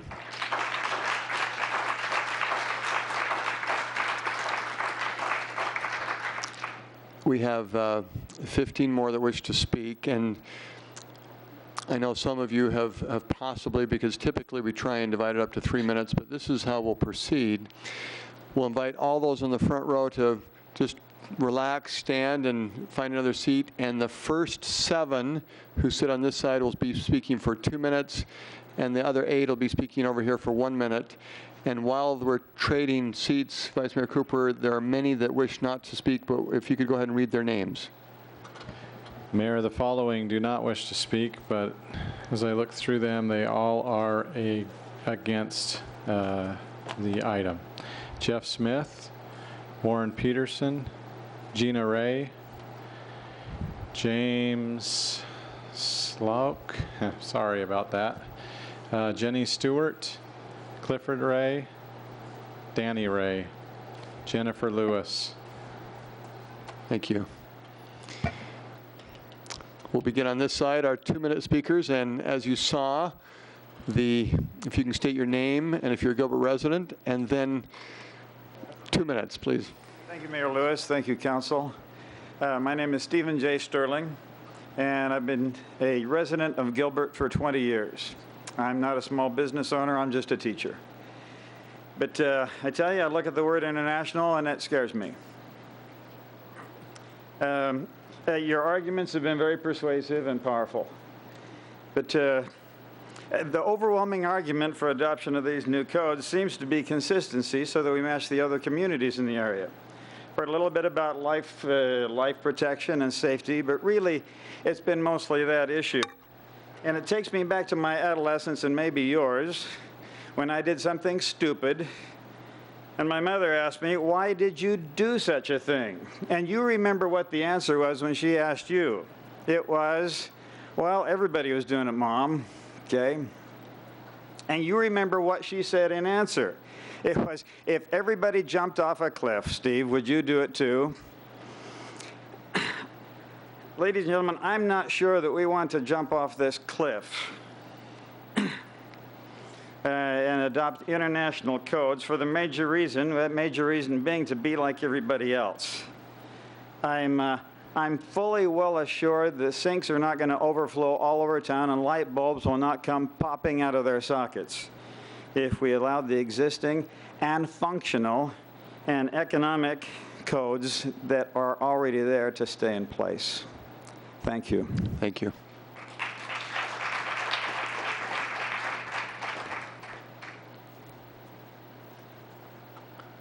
Ben Palmer, Gilbert resident. I'm also a member of the Design Review Board here in Gilbert. I own and operate my own design business, primarily focusing on custom residential homes. In fact, I did an inventory today just to see how many projects I had going. I currently have 30 custom homes on the books, and about 10 of those are in the town of Gilbert. So very familiar with Gilbert and the codes that Gilbert does and has. Very simply, I'm in favor of building codes. Building codes are good, and they're needed for safety and for a blueprint, if you will, of what needs to happen and what builders need to do. However, building codes, I've been doing this for 15 years, and it's progressively gotten more and more difficult. Plans have gotten more. I think we used to have 4 or 5 pages for plans. Now they're good 20 or 30 pages because of all the different requirements we have. I'm in favor of adopting the 2012 codes with the elimination of the energy codes and anything to do with the energy requirements that the citizens can choose on their own and not to have the towns enforce it. And I'm not in favor also of any green codes in the same breath there. That's all I have to say. Thank you. Thank you, Ben. Thank you for your service to with the town. Mayor, council members, and James Slade. I wasn't planning on coming up and talking. I build homes. I live here in Gilbert. I build custom homes. After hearing everybody talk from the fours, I couldn't help but say, I got to get up there and say this. You know, we build homes to sell the homes. I mean, so we're very competitive with energy efficiency. You can't go into a model home in the different areas here in Gilbert and not see the advertisements of, this is our insulation, this is our HERS rating, this is what we do to build a better home. I think the free market's already kicking butt as far as getting energy efficiency out there. I'm against all these regulations of managing this. I think that the free market is taking the lead way before, 2012, what it's planning, as far as I understand, this is coming out at the end of the year, is the proposal. Already all these homes are being built in the energy efficiency. I don't know if you've ever gone through a model home. I do it every day just to make sure that I'm competitive with everybody else building out there. I feel that the free market is doing this already. All this talk of, hey, we need these codes in order to push this energy efficiency, I think are bogus. I think that builders are already building these energy efficient homes. I think that's, I wasn't planning on getting up here, but I had to make that point. So thank you. Thank you.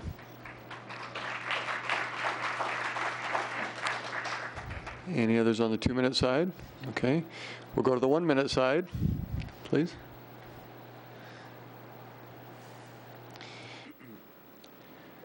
Thank you for letting me speak. My name is Alan Taylor. I've lived in Gilbert for 18 years. I've owned 4 different homes in Gilbert. I'm a concrete contractor, commercially and residentially, so I've dealt with it on both sides. One of the things we have is a soils report, which for homeowners, when they do a room addition, costs them $2,000. The soils report means nothing at the end of the day because we build it after they give us the soils report. If something goes wrong with the house, the soils report doesn't do anything for us. It's still the homeowner's responsibility. And the inspector sees it, and it's still the homeowner's responsibility.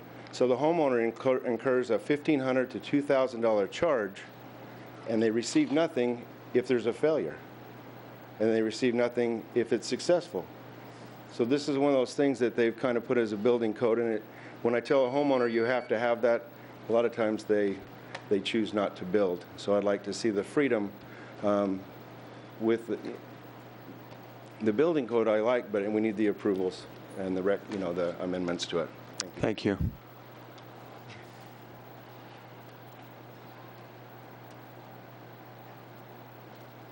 Evening, Mayor and council members. My name is Ren Carpenter. Until just 2 weeks ago, I've lived in Gilbert predominantly my whole life. I was born here. And I come to speak on behalf of my boss, who's unable to be here because of work.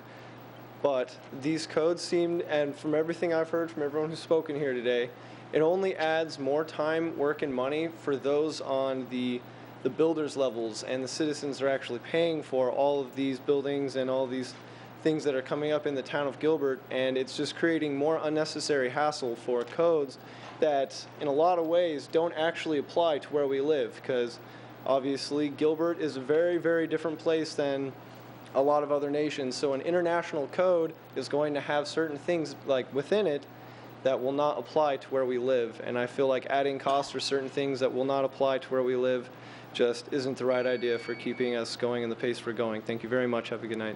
Thank you.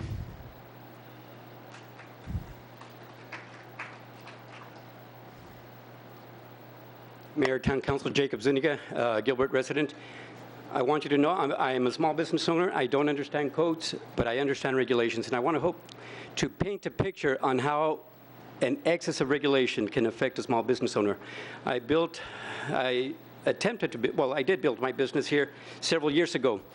And because of all the regulations that were already involved at that point, I was not able to move into my existing building for 10 months because having to go through regulation after regulation after regulation that was already involved. One of those regulations involved or said that I could only have a sign advertising my sign, part of my building that was going to be for lease, that had to be a certain size and everything. It was overshadowed by all the campaign signs that were going up during that time. So my fence protecting my area was covered with multiple campaign signs. And if you'll give me just a few more seconds. A certain individual who was running, who will go unnamed, came and was about to place his sign. It was a Sunday afternoon. My wife and I happened to be there just looking at the building. And I said, I really would appreciate if you would put no more signs, because no one can already see my sign where I'm trying to lease my building, where I'm already 10 months late going in. He said, well, I want you to know that there's more permits to be had. And I said, he had the audacity to tell me, I said, is that a threat? He goes, no, I just want you to know that there's more permits to be had. And he was running for the town of Gilbert. Like I said, I won't mention any names, but that's how it affects small businesses. Thank you. And that would be Zuniga Dentistry at the northeast corner of Lindsay and Elliott. Just in case anybody don't know. Okay, next. Anyone else for a 1 minute, please? I'm Cinda Winterton. I've been in the town of Gilbert for 40 years. In 5 days, I'll be here 40 years. We built our home. We were on the property, and we lived in a mobile home, and then built our home 29 years ago. I just want to go on to the record to say I'm against the new regulations, and I agree with the arguments that have been presented on that behalf. Thank you, and congratulations, 40 years. And while we have the speaker coming up, is there anyone else that wishes to speak? Oh, no, thank you, Michael. Good evening, Mayor and Council. My name is Randy Hatch. I come from Mesa, Arizona, and we're dealing with the same issues that you are here. I want everybody to take a look at that screen right there. What is the operative word? International. That ought to scare anybody that is trying to pass code in a city or a town. Why do we need the international community telling any of us in a city or a town how to build our houses? United States could be there. Even state code could be there. Every city and town should have their own character, and the citizens are smart enough to decide for themselves through the freedoms that have been won over time what they want in their homes. There's no reason that government should dictate and mandate to them exactly what they have in their homes. It reminds me a lot of the Department of Education. The Department of Education has become a complete failure from the top down. with most of their programs, and so would this. Thank you. Randy, thank you. That minute goes by so fast, but appreciate it.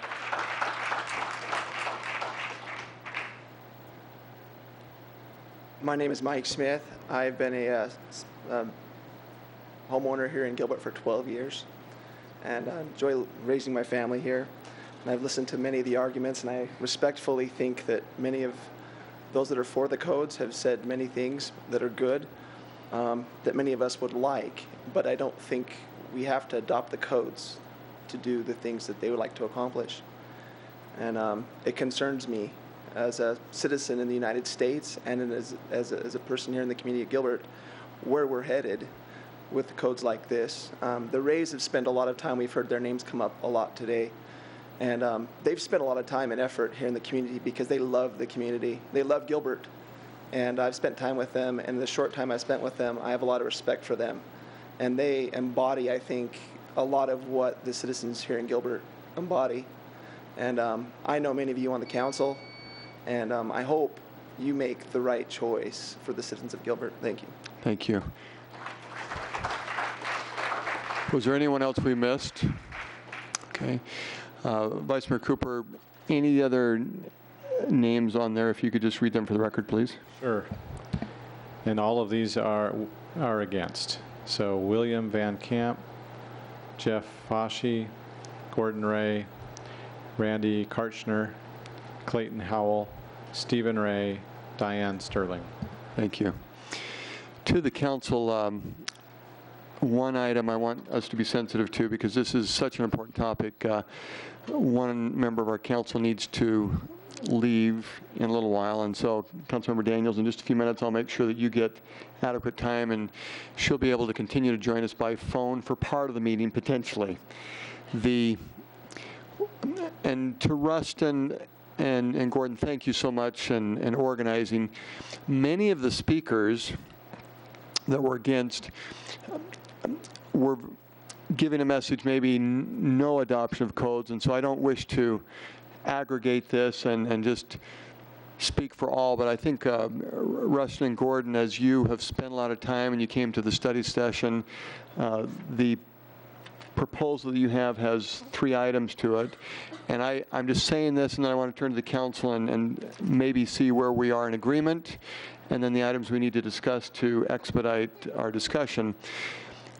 What we have on these 3 proposals would tell me that from that list up there, that not the IRC, so I would take that aside, but the next 6, that potentially what I'm hearing and from the study session is that we would be in favor of adopting those, and yes, we have some specifics to talk about, but is that a true statement to the council right now? If take out the IRC because we have a Chapter 11, but the next 6, are we, and we're still in public hearing, so we're not voting, but I'm just doing a quick status check. Are we in favor of those 6? Councilmember Peterson. I think with some edit, but some removals of some parts, but I think so. Okay. Councilmember Taylor, do you agree with that? Yeah, there's some parts there that need work, but there are some things there that I think were worth bringing into the community. So. Right. So for and especially what we have from Rustin and Gordon, the 2nd and 3rd could help address some of those items. Okay. For to the council on energy and green, let's take a few minutes on those and let me find out where the council, what you feel and what direction you'd like to take on those 2. And I'll start with anyone. And maybe Councilmember Daniels, if you wanted to jump in. I would just say on the energy and on the green, Mayor, making those voluntary if someone determines that it's useful to them. In talking with our economic development team, they did indicate that this can be used as an economic development tool, and for that, I don't see any harm in having it voluntary. I disagree with the statement that was made that that means it's going to become mandatory. It absolutely will not become mandatory. It would be a voluntary code. Okay. Let me just do a quick status check on that specific topic. Councilmember Cook on the Councilmember Daniels is saying potentially those 2 could be voluntary. Do you feel similar or different? No, I feel different. Okay, please. I don't think we should adopt the energy or the green. Okay, so you'd be on that. Councilmember Taylor?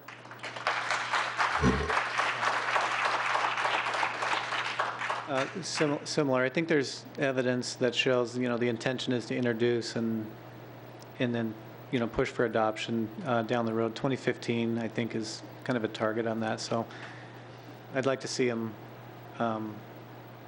just removed altogether. Okay. Vice Chair Cooper? I'm fine with the green being voluntary. I think the energy code, we have a code right now, 2006, and I think that that's a baseline for me. I really feel like we need to not move backwards, and there may be some things that we can tweak there, and I'm even with the 2012 energy code, there may be some things that we can tweak, and we can get to the discussion about how we do that later, but I'm not willing to throw it out myself, and even voluntary I think is a stretch, especially since we already have a 2006 code right now. Councilmember Ray? With the name Ray being used so often, I feel like I'm at a family reunion tonight. I don't agree with the statement that just because it's in there that it will eventually become mandatory.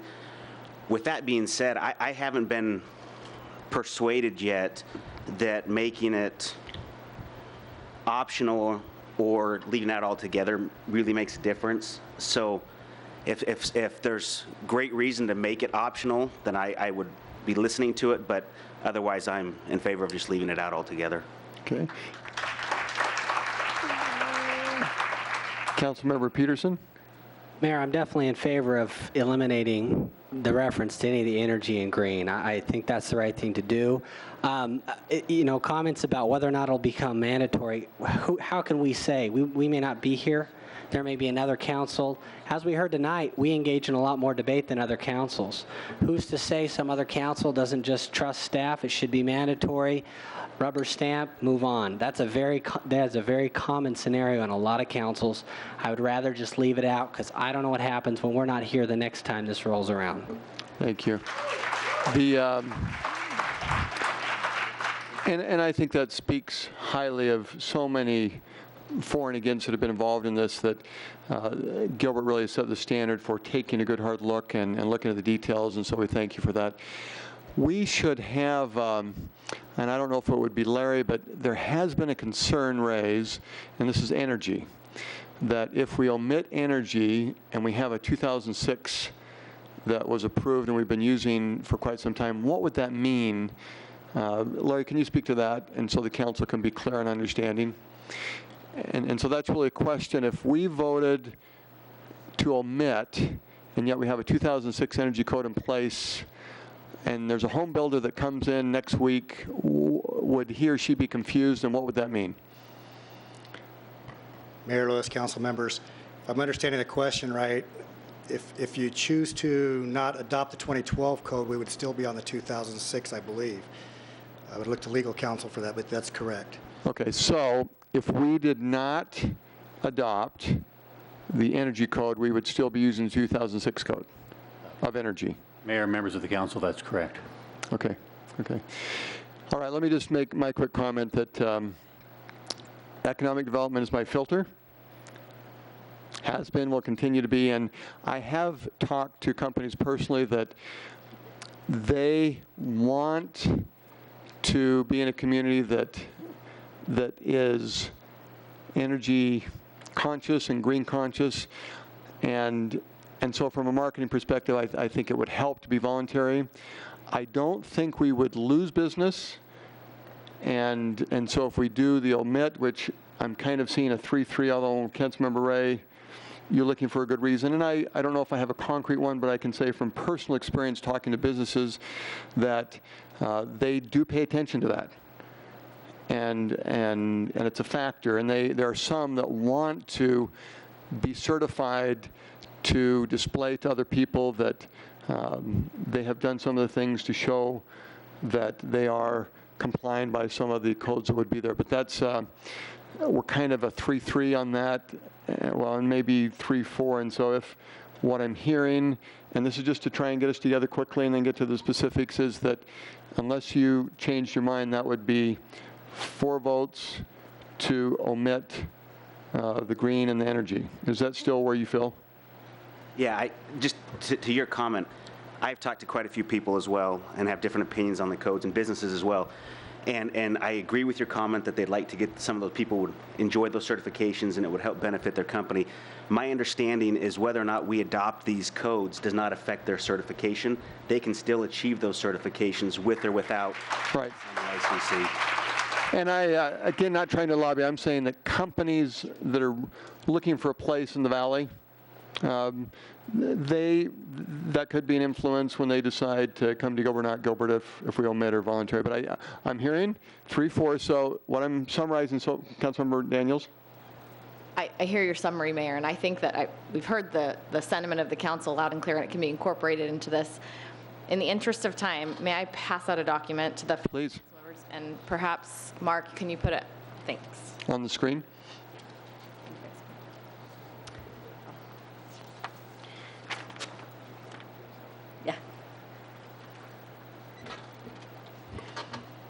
I've thought long and hard about this. We've had extensive discussion both with stakeholders. We've had study session. We've had lots of meetings with town staff. There's probably little to no vetting left that needs to be done in order for us to make a decision, Mayor. And so that's why forgive me for pushing things along. It's not just because I have a family commitment that I need to attend to tonight, but I don't see added value in having an extensively long debate at this point. I think we need to move forward with the plan. So hearing the sentiments of the council on the energy and green, we adopt the code presented by staff with the amendments that they've included and omit the green code and the energy code altogether. With the recognition, of course, that more work can and should be done. The next step, Mayor, would be for us to direct staff to develop a plan that allows the codes to be updated on a regular basis. There's absolutely no reason why we can't update codes at a periodic time that would allow us to keep this code fluid. My concern is that we need a proper vetting, and only one member of this council has any construction experience, as far as I know, and it's not me.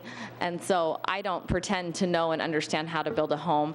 When I read through some of the suggested amendments that have been provided by the Rays and others that have come forward, I don't know whether that's important or not based on a lack of experience, and so I do have to look to the experts to help. So my proposal would be, Mayor, that we create a border commission that's tasked with reviewing the code, and the details of that can be brought forward by staff at some later time. But that town board would be staffed by code compliance or development services, and the individuals on that board would be identified as experts in the field. Other communities do this. This isn't, we're not recreating the wheel. Whether they meet quarterly or annually or semi-annually or as needed. I think we actually have their first agenda item right here, which would be all of these suggestions that have been presented to us. In other communities, they have an individual that's an architect, another one that's an electrician, a plumber, someone in the fire department as an expert. And so that group combined then goes and makes recommendations to the council. Again, we're not bound by a 3-year time frame in order to do that. My third point on this list is to move towards a comprehensive regional plan. If we're going to use consistency throughout communities as an argument for building codes, then we actually have to be consistent amongst communities. And I heard Tracy from Maricopa County speak, and when you stood up to speak, I thought maybe you're the person to help lead that charge as far as a regional effort for us to all be consistent throughout the communities in order for that to be a valid argument. That would also help us to maintain the integrity of that individual town board as they look to different regions. There are, I'm sure, lots of good ideas from lots of different communities about how we can streamline it and have less regulation for our citizens. And then my fourth point, which I stated in study session, is to continue to provide extensive training for our town inspectors. One of the things that we hear on a periodic basis is there isn't consistency amongst our inspectors, that you get one who, based on their experience, is looking for something specific, and another who, based on theirs, sees something different. And so some more training, some more consistency, those checklists that are provided, but to have that point. And lastly, and somewhat anecdotally, we do have a lot of organizations that have come forward as a voice. for and speaking on behalf of the building codes. But when I look at both the chamber, Gilbert Chamber, and the Small Business Alliance, who in their name used to say Gilbert Small Business Alliance, but they've grown so much they included more, those are representing bodies of Gilbert citizens and Gilbert businesses. And so while they may have an individual in their stead, they also do represent individuals and businesses right here in the town. And so I appreciate the efforts of all who have come, the hours and time and dedication that's been spent.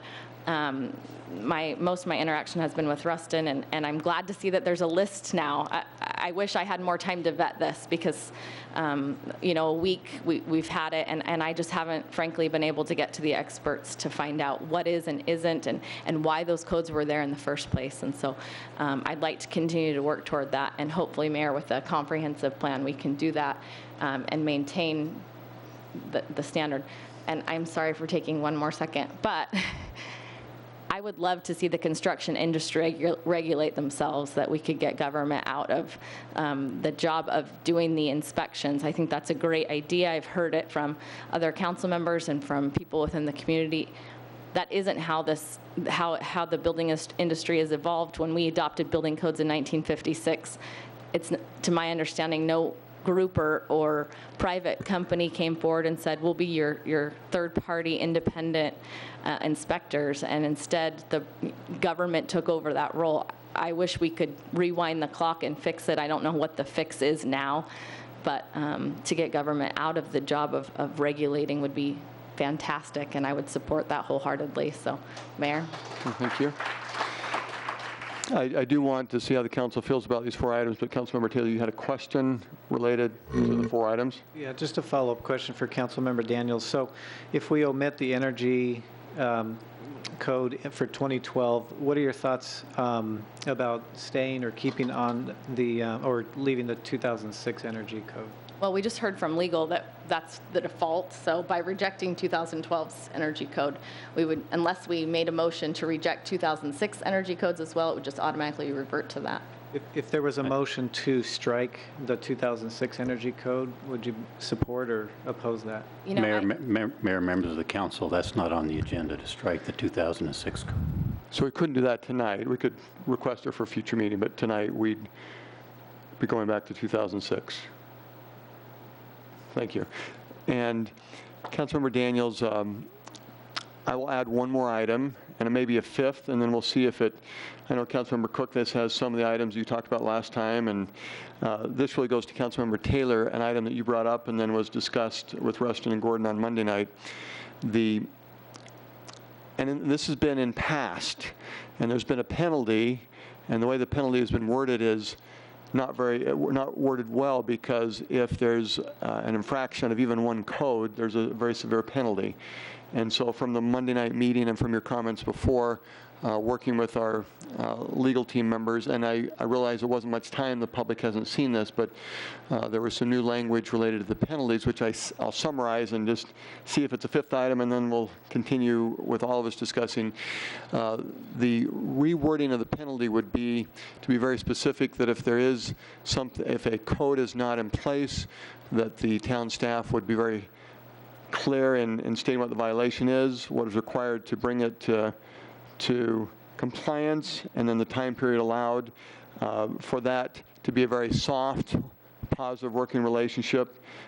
If that is not adhered to, then there would be a citation, and then if that citation doesn't have action, then there would be in 3 stages, a first violation, second violation, third violation, which I think is more reasonable from a Gilbert standpoint of being advocates for the citizens. And so to the town council, that was just given to us this afternoon, but I'll ask you to consider that possibly as a number 5. So Councilmember Daniels, thank you for that summary.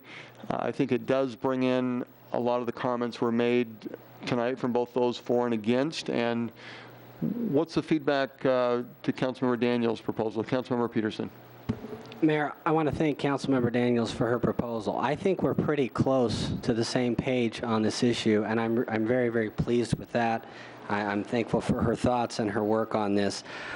There's one part of it I would prefer that we don't adopt the one that's proposed tonight. I would prefer we direct staff to come back in the next meeting with the adopted language that we want, rather than adopt it as it is. I think there are some things that we can address right away that we can't quite get on the agenda tonight because there's no legal language to support that. So other than that, I think we're pretty close. And so I just looked at the other thoughts. Okay. Councilmember Ray, your thoughts on Councilmember Daniels' proposal? I do have some thoughts on that, and thanks for all those who have come to speak tonight, both for and against. For those who are here for the codes, for SRP, for the Chamber, for the Small Business Alliance, for each of you, I appreciate your willingness to spend a night here and give us your opinion. And although some of them may be corporations, legally the SBA may be a corporation, but I wouldn't consider them that. I do feel like they represent hundreds of Gilbert businesses, many of whom also live here in Gilbert, and I'm one of those who's owner of a business and lives here. And so I appreciate their efforts, and I do think that the comment that was made that the individuals bear all the burden of this and that the group who is for it do not bear any burden for it, I don't think is correct. It may not be equal burden, but some of the groups, especially the SBA and the Chamber, who have so many members who live here and are affected and impacted by it. With that being said, back to the original question, Mayor, I'm halfway between Councilwoman Daniels and Councilmember Peterson in that I'm concerned that we adopt them as is with the proposed amendments and then wait for feedback to make changes. I completely agree with Councilmember Daniels' step number 2 or point number 2 to create a board and commission that can talk about these in the future and give input back to us.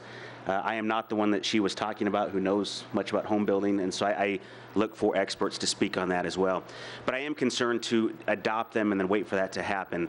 I am more inclined to make some of the changes, and once those changes and once the legal ramifications and legal wording is set, to then vote on them at that point. Thank you. So what I heard there is gather all the feedback we can, give direction as to what the ordinance would be, and vote next time. Okay, Vice Mayor Cooper? Yeah, it's kind of hard to know what these changes are that are being proposed. Clearly, they weren't brought to us with the legal language that's required for us to see them and vote on them tonight, but it seems kind of open-ended to me, and I'm kind of wondering if it's how long this is going to drag on as we look into, he's got three, and start adding all these up, and then how long of a meeting are we going to go through as a bunch of folks that have no real skills in this area and have to do the same work that we would want a board or commission to do. And so that's why we can change these at any time, and that's why I'm supportive of this board or commission kind of digging in and taking the time that's required, because it will take some time to do it right, and so we can change anything later. The reason I'm not excited about the idea of getting rid of the 2006 energy code is that that is where we've been, and there may be a few things in there that we can tweak as well, but that's where we've been. Our general plan, which was overwhelmingly supported by voters here in the town of Gilbert, at least 80% of voters, explicitly requests or demands, if you will, that we maintain energy codes. And then it talks about considering the green ones as well. And so, however things turn out tonight, I would like to at least continue the thought of making those voluntary, or at least making sure we stick with the 2006. But, yeah. Councilmember Taylor, related to Councilmember Daniels' proposal. Thank you, Mayor. Like it's been said, I do see some strong things in here. Let me just go point by point. Omitting the energy and green code, definitely agree with that. And some of the amendments that are proposed by Larry, I think, are good. And visiting with him, I'm happy to hear that a number of the 2012 codes loosen regulations. There's some that tighten up, and I think we need to look at some of those. But what I would add to point number 1 would be the Ray amendments, if we can call that, which is the additional list.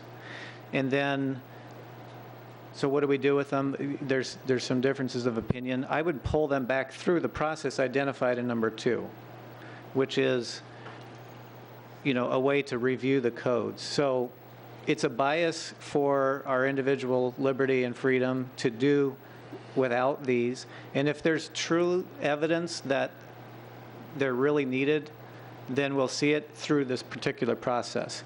Now, I think instead of a board committee, creating another board or commission, we have the IRA process that the Small Business Alliance and the town co-developed, and the chamber through months and months and months to do exactly this, is to look and revisit and analyze and come up with a good result that works for everyone. So to me, that's where, that's a process that I think we can leverage in there in lieu of adding another board or commission, because I think that process already exists to accomplish the same goal. So I would just throw that thought out while bringing... Jared, real quick, the reason I didn't, because I'm well aware of that whole process. I worked very closely with Gabe and others to try to make that comprehensive, but that isn't necessarily a public process, and that's why I look to the board or commission, because they have public comment. They have the ability for individuals to come forward, and that's really the purpose for a public board or commission staffed by town staff. What the IRA does is not necessarily a public process. Thank you for that clarification. I think that's valid. Perhaps there's a way to include that, but that's just a general theme that I thought we would do by agreeing with number 1, including the Ray amendments, but pulling those back through that process, whatever it is, being public. And there's some existing things that we can leverage. But what it does is it goes to the point that I talked about in study session. I mean, if you think about the purpose of a code, it's, health, safety, life is really where I think we're at. It's to solve a problem. And if we can't see that there's a real problem, and there's not good solid data that the problem exists, then we're wasting a lot of people's time and definitely money that they have to engineer in all of these codes. So this process would put that in there and add some of that rigor where there are the experts, where they can look at data, and then the next step is the risk analysis. But anyway, so there's that. Point number 3, no problem on that. It's a little round worded, but I think there's good opportunities in learning there. And then I strongly agree with Councilmember Daniels' point number 4, because there's nothing more frustrating than various interpretations. And I think Gilbert citizens want to live under a rule of law, not by the whims of men. Thank you. Councilmember Cook? Well, after reading thousands and thousands of pages, I think the only thing I'm qualified to do is build a doghouse. And I probably wouldn't do that very well anyways. First of all, in reading these thousands of pages, the organization that is developing these codes are really the industry. It's people. It's businesses. And there's thousands and thousands of members.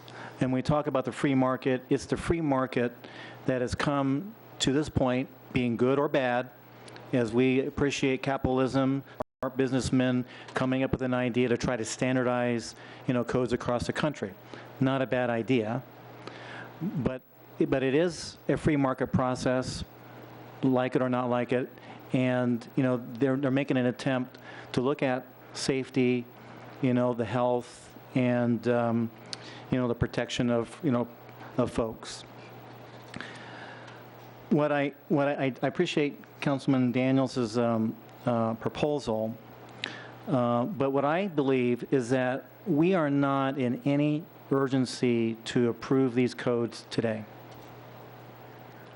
There is a nice to have the codes approved. I know that staff would like to have them done, but there's really no compelling urgency that tomorrow, if we don't do these codes, something is going to shut down. I mean, staff will continue to work as they normally would. There may be a slight delay in the process.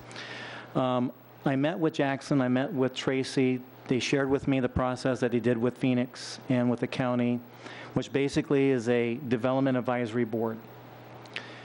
I believe we should actually start that now and pick it up and begin that process with these codes, because what I learned from reading all these pages, I am not the expert. I cannot say these codes are bad, these codes are good. And I need the help of experts to make a recommendation to me as to, which ones are good, which ones are not good, which ones we should move forward. And we have an opportunity to have a public process for that. So for me, I would like to move option 1 off and start with option 2, because that to me allows us to begin that process. Now, as to how long that takes, I don't know. But that's where my position is. And I think this, we'll call it Development Advisory Board, is actually an ongoing board, because we have the 2015 that's coming. We should have that board continue to start looking at them right now, so that when we get to that point, 3 years from now, this will be pretty much vetted as a community. So that's just my thought. Now, as it relates to option 4, for the extensive training of inspectors, I have a totally different view on that. I believe that the builders should take ownership of this. They should hire a third-party independent inspection firm that's certified with the town or the state, however that works. Let them own their quality and control. Let them regulate themselves, because at the end of the day, they become liable to their product. Our inspectors, when we give a certificate of occupancy, when that's gone, there's no liability to the town at that point. It goes to the contractor, registers, and so forth. But I think we should put more ownership on the quality control of the builders, and I think there should be a process where they pay for that and that they manage their work with that. But that's just my view. I think we need to have, again, a process to look at these, today. Thank you. Councilmember Daniels, on your proposal, thank you for organizing it. As you've heard these comments, we're a little bit scattered. Can you help me bring this back together as you started the process? Well, just as a side note for item number 2, that's not on the agenda, so we would actually just be able to give staff direction to come back to us with the plan. We wouldn't actually be able to vote on the creation of any board or commission tonight. So just as a clarification. That's correct, Mayor. Thanks. Thank you. I always appreciate your wisdom down there. Every once in a while I glance over just to get a nod. Mayor Lewis, I do agree with your penalty language changes. I think that's, we want to be respectful both of the public's time and of ours. And so I think that's a more reasonable approach to penalties. We are a little bit different, it's a little bit farther between, but what I'm hearing from the council is that there isn't any rush to adopt these tonight. What I don't understand, I guess, is the difference between Councilmember Peterson's and Councilmember Cook's ideas. Councilmember Cook wants the Board or Commission in place first, if I understand correctly, and Councilmember Peterson just wanted to move this to the next agenda and have the proper legal language for certain amendments yet to be identified. So I think that's kind of where we are gapped, if you will. I think if there's a general consensus, we really aren't that far apart as a council, and that's always a good feeling. So Sure. I think we can come up with a comprehensive solution. Councilmember Peterson, let's have you explain a few more details about your thoughts. So, Mayor, the bottom line is there's a lot of ideas of what we'd like to do that are not prepared by staff tonight. So that's why my thought is we continue it with direction to staff on what to prepare so that we can formally adopt. We can put it on the agenda that we're going to talk about the commission. We can get all these things done. Like you said, we can't do the commission tonight anyway. And so, I mean, I have a motion I think will work, and I think it's pretty close to what everyone's talked about. I don't know if everyone will agree, but I'm ready to make one if, when you're ready. Well, let me close the public hearing on agenda item 20, and please. Mayor, can Councilmember Peterson actually just explain what the motion might look like before he makes the motion? And maybe there might be some dialogue as to maybe some modifications to that as we collaborate through this? Sure. Yes. Would that be all right? So the idea, when I compare these two proposals between Councilmember Daniels and the citizens' proposal, on substance, I think they're almost identical.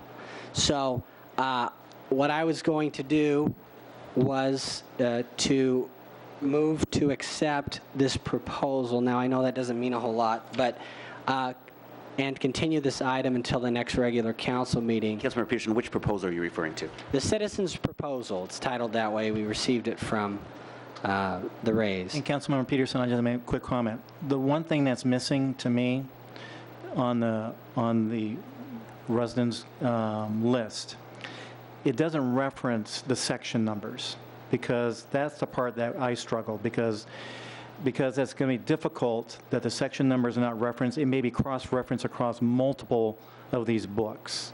So before, like I said before, That's right. And so that's what the next 2 weeks will get us, is these are contractors who've written these items down. They know where it comes from, and they can get with Larry, and if he doesn't know where they are, they can help him find them, and he probably knows anyway. So so the point would be to, like I said, on substance, I think they're pretty much the same. We could add Councilmember Daniels' item number 3 to their proposal, and I think otherwise we're pretty much the same with that. And I would probably add that we would include striking at least the option to eliminate the existing 2006 energy code in that same language that staff brings back. Okay. Councilmember Ray, you had a clarification? So are you, Councilman Pearson, are you asking, or is your proposal to accept and move forward with the citizens' proposal, or just to give direction to staff to come back with the appropriate wording so that we can accept it later or vote on it later? What I'm trying to do is see if we can agree on the concept. So that's why I say accept the proposal, because really it's conceptual. We can't be bound by that. Once the language comes forward that reflects that concept, naturally there may be things that shake out a little differently than we all thought. The reality is, when we go to the high level, we all agree on everything. But when they actually write the language, you're right, there could be some play there that we'll have to work out. But I think if we agree on the concept, which I'm hoping we can, then we're close. We're close, then it's more of a formality in 2 weeks. But again, if there's disagreement with how... Yeah, and here's the question Councilmember Daniels asked it, so let me be very clear in how you feel as a council. Councilmember Cook, I would say next meeting, or even this meeting, we give direction to put on the next meeting the number 2. And then there's not a rush. We take some time. Once number 2 is done, then we'd come back and finalize this. What I'm hearing you say, though, is that in the next 2 weeks, we address these items and come back with something so that we don't really do number 2. It could be in place, but we do number 1, and number 2 would follow. So that was the question you asked, and I'm not sure if I have heard. Proper vetting of all of the lists that the citizens have provided, I am leaning more towards just giving direction to staff tonight to come back to us with the Board or Commission plan, and that we also work out all of those. I mean, apparently the Board and Commission already has their first list of agenda items, and so we move forward that way. I'm not comfortable with moving forward with just adopting the citizens' proposal. Mayor, can I clarify the idea? And this is something Councilmember Taylor hinted on, and we need to put some light on what this means. The point of what we're saying is, by default, we adopt the amendments. I would rather go to that position, and then this would still be the first items that Board and Commission would review. And any of them they think we eliminated hastily, they could recommend we reinstate. I would still rather go with that. And the reason is, Mayor, I'm a contractor and I know a lot of these items, and I agree with them because I've thought them through. And so I would still prefer that as default adoption of the elimination, but yet still review them like you'd like to make sure we didn't do something that was hasty. I'm not comfortable with adopting anything that we don't have final language on. So when you're saying you want us to adopt the citizens' proposal, those are all concepts, but not necessarily concrete language. And so in order for us to adopt something, I would imagine it needs to be in some sort of legal format that gives us the authority to enforce it. Let me just be, to expedite, Councilmember Ray, you've heard the differences, and you were trying to clarify too. Would you be more leaning towards what Councilmember Daniels, Councilmember Cook are saying, or Councilmember Peterson? Yeah, I'm leaning more towards Councilman Cook's opinion, and here's why. As I looked at the 31 items, or 32 items that the NNCIA approved, which my understanding is the group who wants no new codes. It's not an international group or anything like that. But as I've talked to different contractors and home builders, there's debate whether some of these are life safety. And I suspect if we got a group of 100 people, they could never agree 100 to 0 that they're all life safety or not life safety. And so I'm more inclined to get the group together and have them discuss these items and have this be the first agenda to determine and have a vote. And it probably won't be a consensus, but it will be majority wins, whether it's life safety or not, and go forward. The ones that I do know about seem to make sense that we should take them out, but I'm uncomfortable saying that these 32 items are not important. Okay. So I'm more towards council. Thank you. Vice Mayor Cooper. Yeah, I agree with that comment. I think that somebody needs to vet all of these. The thing I'm focusing in on is, I'm just not real comfortable with the policy number 2 that the citizens proposal says, and for those that don't have it, it says establish code enforcement policy to only enforce life safety aspects of the ICC codes. Speaks directly to what Councilmember Ray was just saying. I mean, what is life safety? And frankly, if you're going to put a code as a code, if you're going to make it law, then it ought to be enforceable. Okay, and so sure, they may focus on specific things here and there or whatever, but it's not like we say we're going to enforce only speed limits on arterial roads and not worry about those in residential areas, even though we have a law that says we're going to have those speed limits. You either enforce them or you don't. And so I don't like focusing in on specific ones and saying, well, these are the ones we're going to enforce. Now, to our town attorney. We have 4 that have just said they'd like to give direction to have number 2 organized. I know we don't have a consensus, but with that, if we give direction that follows that, do we need a motion and vote on it, or do we just give direction? I believe you need to have a motion and vote on it. Okay. And then direct staff, well, to organize, come back with a proposal that would organize a development advisory board or some type of equivalent. And then whenever that came back, you would then vote on that proposal. Right. Thank you. Councilmember Daniels, do you want to make that motion? Happy to make the motion. I move that we direct staff to create a development advisory board or its equivalent, and to bring that proposal back to us at the next council meeting. Is there a second? Second. Okay, please vote. That's approved with a 6-1 vote. Now, 2 comments. I'll keep them quick, and then we'll move on. A couple of weeks ago, I had the privilege of being on jury duty. Some of you will all have that opportunity. And I was called in, and it was a process where all in attendance waited a couple of hours, and then the judge came in and he said, "You're all dismissed." And he explained that because we were there, the lawyers finally, over a case they had not agreed upon, came to an agreement. And so they did not need to go to trial. I have that same appreciation. I wanted to thank everyone on the council, for town staff, for all who came to exercise that voice, is that it may seem like we didn't make a lot of progress. And where many had hoped we would have had a very clear answer, move forward. We are done with discussions till 2015, something like that. And yet, just like the judge explained, this great principle of freedom was exercised tonight. and we thank you for that. And we made a lot of progress. We made a lot of progress because of your assistance.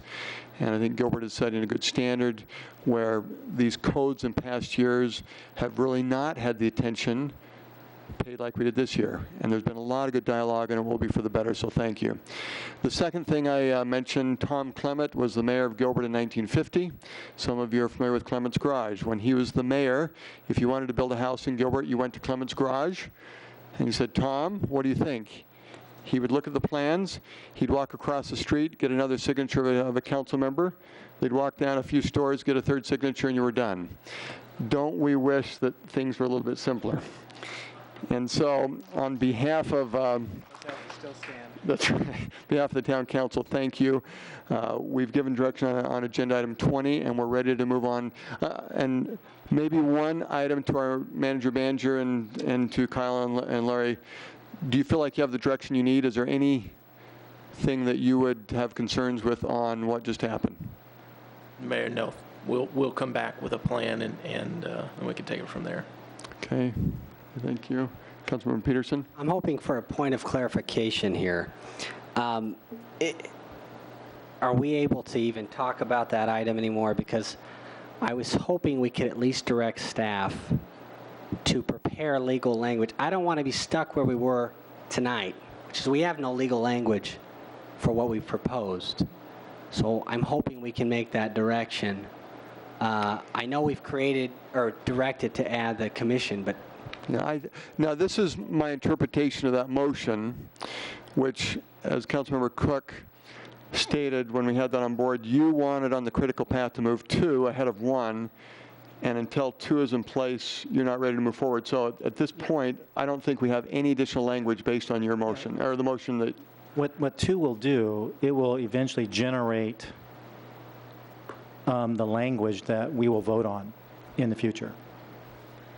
That Development Advisory Board, which will be a public process of vetting through these, eventually I see that this will provide us the language that we will vote on. Now that's my interpretation. To our town attorney, guide us, please. Mayor, members of the council, what I understand will happen is staff, including legal staff, will come back with proposals for a development advisory board. That board will then be organized and meet and consider all the items that are brought before it, and then come back to this council with recommendations. And then at that time, this council will vote on the recommendations of that board. But first, the board will need to be organized. It's things like bylaws set and membership established by ordinance. And that will be presented to the council shortly. And Mayor, and I think that this Development Advisory Board will continue as it relates to the 2015, 28. I mean, I think this is a board that will just be part of our DNA.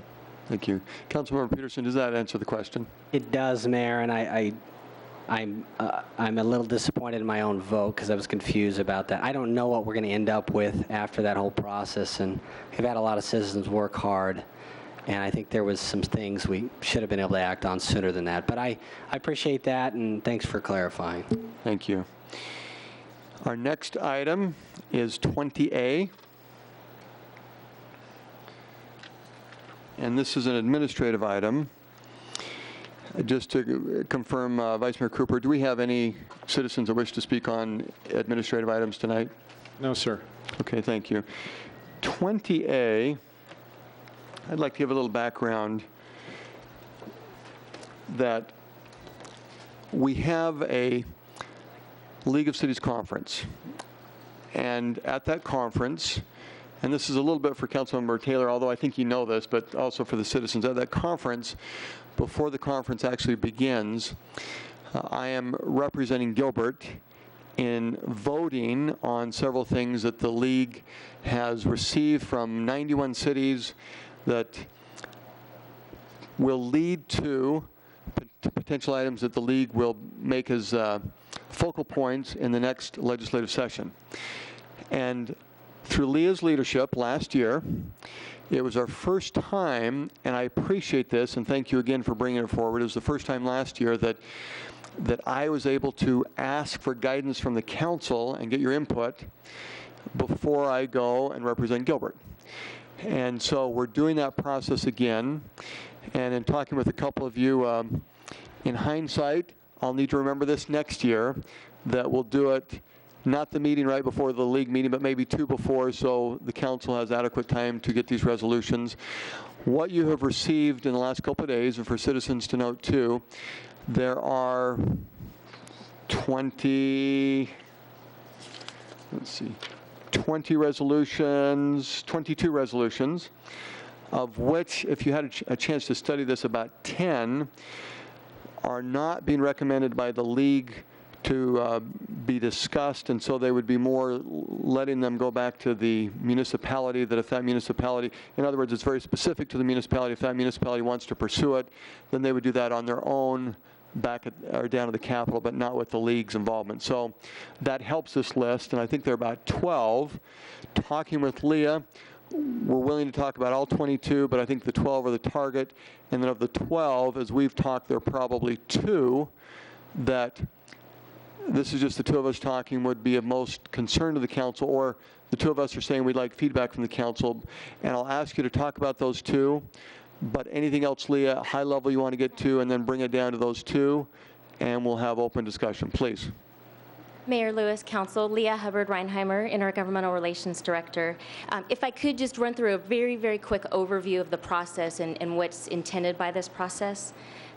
Each year, the 91 municipalities have an opportunity to formulate the policy direction for the League of Arizona Cities and Towns. So as you can see, we're just one part of that puzzle, one of 91. Tonight, you're looking at resolutions to provide input and just a general sense of direction. So I just have really quickly what these resolutions are and what they are not. So tonight, what you're evaluating are just very general statements of support for a concept or philosophy to give that general direction. It is not to support specific pieces of legislation. It's not to delve into specifics. What you're voting on tonight does not bind the municipality to anything specific. It, again, provides just a general sense of direction. As several members have already learned or commented tonight, legislation, isn't formulated until December, and then it's at that point that it gets very specific. So what you do tonight is not a mandate on actual legislation. So you mentioned there are 12 resolutions, and each of you have the actual copy. That's probably a little easier to read. I'm happy to discuss or answer questions on any of those. Let me lead, and I could be wrong, but I think there are at least 2, knowing the council, that I'd like to have discussed. So let's start with those 2, and then we'll come back and see if others need to be discussed. Let's go. Was it number 6? Was that the first one? Mayor Lewis, Council, number 6 is a topic I thought might generate some discussion, and that topic has to do with streetlight improvement districts. The issue at hand is streetlight improvement districts are allowed to collect funds for the purchasing of energy, but not for actual operations or maintenance. And so operations and maintenance costs for a streetlight improvement district are actually funded by all taxpayers in a jurisdiction. This legislation would seek to localize that cost to the beneficiaries of that particular district. Thank you. Councilmember Peterson. Susan, can you tell me what is the motivation? I see a lot of these slids coming across. What is the motivation of the developers to create the slid? Why do they do it? What's their incentive?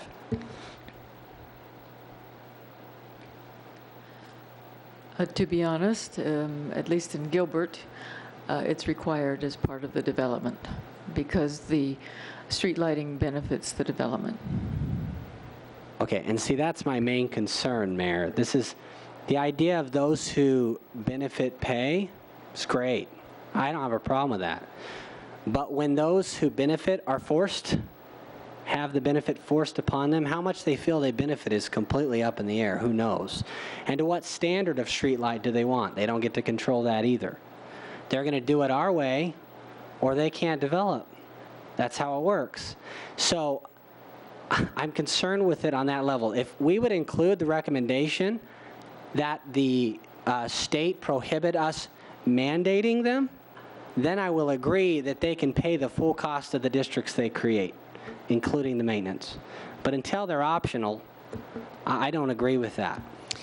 In some of our developments, and I guess it's set up before homeowners would come in, and from day one. And there are some exceptions to that where it's put in place after, but for the most part, isn't it before they come in? And I agree with what you just said. Part of, in the past, what has made me feel comfortable is that if I'm going to be buying a home in an area and I see that that has been put in place, I know it up front, and so I don't get surprised. So that helps me feel a little bit better. And whether that's applicable to this or not, I'm not sure. But this particular resolution, do you know the specifics? Is it to do it at the beginning of a development, so if someone is coming to buy a home, they know it up front, or is it also for something that might already be in place and maybe they're completely changing the lights and then, as Councilmember Peterson said, it's almost being mandated and forced? Mayor, Council, this particular resolution isn't really about the pros and cons of streetlight improvement districts, whether or not they should exist or the philosophy behind them. It is only to address whether or not operations and maintenance costs should be localized or assessed throughout the entire jurisdiction. Okay. And Councilmember Peterson, I'm making that specific, and I realize there could be other discussion on philosophical thoughts, but on that note, as I heard your first comment, you would probably prefer making sure that those who benefit pay for it and not so much that others who aren't benefiting are forced to help pay for the benefit of those in that specific area. Yeah, just a quick comment. We do have buyers who want a dark sky community. There's people who want that. We can't even give that to them here because we're required to put all these streetlights in. But second of all, why do I go to the foundation? I know we can talk about adding another level to this building of slids. We're going to add another story. If I don't agree with the foundation it's built on, I don't want to add another story to it. So that's why I ask about that. Thank you. Any other discussion? Councilmember Taylor? Mayor, with a day to look at this, there's a lot of questions. I guess just notionally, it depends on how or what the league does with this. I could see where they could take this as a cost transfer, and if we're transferring money into these residents that they're already paying in taxes without reducing the street funds to the equal amount, that's a new tax. So I'm not sure where the league would head with this. I know that's a theory, maybe a worst case scenario, but that's why it's a little round word and it's hard to say where they're going to go with this. Hopefully they'll do it with good intent, and if they're going to move money around, then they'll reduce the equivalent amount, but just... Thank you. Okay. We'll come back because to give direction, we're going to do a vote. That was number 6. The other one that I thought with Leah that would be good to get council input is the Marketplace Fairness Act. And that would be our page 3, number 2. Can you give us a quick overview? The proposed resolution is actually being advocated by the League of Arizona Cities and Towns. It is just encouraging federal Congress to support passage of the Marketplace Fairness Act. It did pass out of the Senate a few months ago, and it's encouraging the House members to pass it as well. The Marketplace Fairness Act would allow for taxation on internet retail sales. Thank you. Thoughts and feedback on that? Councilmember Taylor. I don't like that idea. Okay. I won't vote for it. Councilmember Cook. Well, I think if the state provides a tax on internet sales at the state level, then they would share we'll call it the revenues to the city. Is that what this is about? That's what I want to understand, because I know the federal government is trying to put it play, but does that mean there's a federal tax on internet sales, or does it allow the state to choose if there's going to be taxes on internet sales? Currently, the state and jurisdictions are allowed to tax internet sales on retail products that are sold by companies with a physical nexus in the state. So this would expand that to all internet retail sales transactions. municipalities that had a use tax would then also receive their portion of those revenues. Okay. Vice Mayor Cooper? Well, with all of these, it's hard to know with just what we've been given and the amount of time we had to look at them. It's kind of difficult to know what all the unintended consequences are. But on the, just generally the concept of making sure that our brick and mortar small businesses here in town are getting their fair shake against the competitors around the country who don't necessarily have to charge that tax. That's a concept that I'm friendly to, and so if that's kind of where this is headed, then that's something I would be able to support. Councilmember Ray? I'm not in favor of it, Mayor. Councilmember Peterson? Mayor, there's some validity to the argument, but there's so many facets to all of these. I just would echo the comment that I wish we had more time to think about all the consequences related to these. Based on what I understand, I would not support that. Okay. Now, those were the two that we both thought we'd wanted to get some feedback on. The other items, you haven't had much time to study them. And it would be nice to say, well, we'll just wait to the next meeting. But by the time we meet, I will have been with you at the League of Cities and will have been asked to represent Gilbert. So based on the time that you did have, or even this list, which is a very small font, but we have a nicer font in front of us on this hard copy, are there other items that you note that you would like to have discussed as a council? Councilmember Taylor. Mayor, I did see some things that did have some potential to be very positive on it. I won't go down a rabbit hole on any of them, but the other ones outside those two, I think the general trend is positive. I mean, who knows where the league is going to go, and the devil's in the details, but generally I kind of liked where they were going, and maybe it's just the wording, but just to give you the themes that I picked up on without getting in the rabbit hole on a few of those. And I'm summarizing this where I want to be careful. You haven't had a lot of time to look at it, and we're not going through each one, but the general review that you had, other than the two that we brought up, you would be supportive of them from a league perspective. Yeah, there's some good ideas in there that I think would be positive for Gilbert and the state if the jurisdictions, are required to comply. Do Councilmember Taylor's comments reflect the rest of the council?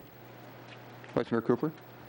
Well, just with the difference on the Marketplace Fairness Act, I mean, that's one that I would support, and I don't think there's that support here for the council, from this council, but I would. And then on the SLIDs, I also would just probably avoid taking a position on that, just because I think there may be some unintended consequences there, and it might be good. I'm not against SLIDs by any means, but I'm not exactly sure where that one would go. Okay, Councilmember Peterson? Mayor, the Marketplace Fairness Act, I'm going to surprise some of the others. I think there may be merit to the argument. I really do. But I'm also sensitive that it's a complicated argument, and there's a lot of different ways to look at it. So I'm just really, I shouldn't express it twice, but I'm frustrated that we don't have time to really think these through more. There's a number of other ones that I am opposed to, and there's a number that I'm in favor of, and there's a lot more that I'm just not sure. So I'm not sure what to do with this tonight. I don't want to vote against all of them. I don't want to vote in favor of all of them, and I don't know if we have time to really vet them all out. So. Right. I might look for some legal advice here, because we haven't done this in past years, but we do want to have council input. There hasn't been a lot of time for council to look at this. And maybe it's that we've had this discussion. Council members can still give me input between now and the league conference, as long as we're not discussing it as a team. And all the way up until I'm asked to vote in the resolution committee meeting, I can take input and do my very best to represent Gilbert. Do we need to have a formal vote tonight on, as a general, maybe taking out the two that already we've received feedback on may not be in favor at this time, but do you have some counsel for us in taking this list and moving forward? a vote, Mayor and members of the council, a vote could be taken to, say, proceed on all items except for the 2 until further instruction. Okay. And so such that, you know, maybe you support it at the conference, but then maybe as the fall goes on, we take opposite positions as things are fleshed out. Councilmember Taylor, that would be what you said, I believe, if that motion were to be worded in the next minute. Thank you. Okay, and to Councilmember Peterson, that gives you flexibility that if you have some more feedback between now and the conference, you have the ability to provide it. And as Leah said, this is not binding us, and we can have some more dialogue, but at least between now and the league meeting, we've been given some direction. If that's the way we're going to proceed, I would just add that I have, I don't know if we can really have much of a discussion, but I also have concerns on the, let's see, which one is that? The fire districts one, mainly because I have questions about it. The creation of a fire district, would that require 100% signatures from all property owners in the district? That's a legal question. I don't know if they're listening. And that is number 2. Because if it did... Or number 3, that's number 3. I don't think I would like to prohibit that. I mean, if they're all 100% in favor of creating a new taxing district on themselves, you know, I don't know why we shouldn't allow them to do that if it's unanimous. But how does that work? I just want to clarify, though. Is that number 3 that you're talking about? Victor? Number 3, I'm sorry. Okay. Yes. Do fire, if you're going to create a fire district, does that require 100% signatures from all individuals in the district? Each district is different. I'm trying to remember my fire district law. Fire districts require a petition process, which SLIDs do not. Okay. Well, unless it's a unanimous petition, which is what we require of developers. Fire districts is a totally different process. Does it require unanimous consent? No, it does not. Well, then I'm with the league on this. That's fine. Okay. Mayor Lewis, Councilmember Peterson, the reason that resolution originated is you have fire districts in unincorporated areas that are also part of a municipal planning area, and those fire districts are annexing territory in the municipal planning area with no intention of actually building stations and servicing. They're instead relying on the automatic aid system, so the nearby municipalities are actually providing free fire services. Sounds like there's a lot of complications I don't have time to understand. So again, though, even based on the one comment, I'm fine with the league's position. And then there was one other I knew I had major concerns on. Hold on. The state develop and pass legislation to ensure the viability of Arizona. I don't know where all this money's coming from. I think we're raising a tax that was frozen, and I don't know if that sounds real good to me. Now, what number was that? Number 12. Number 12.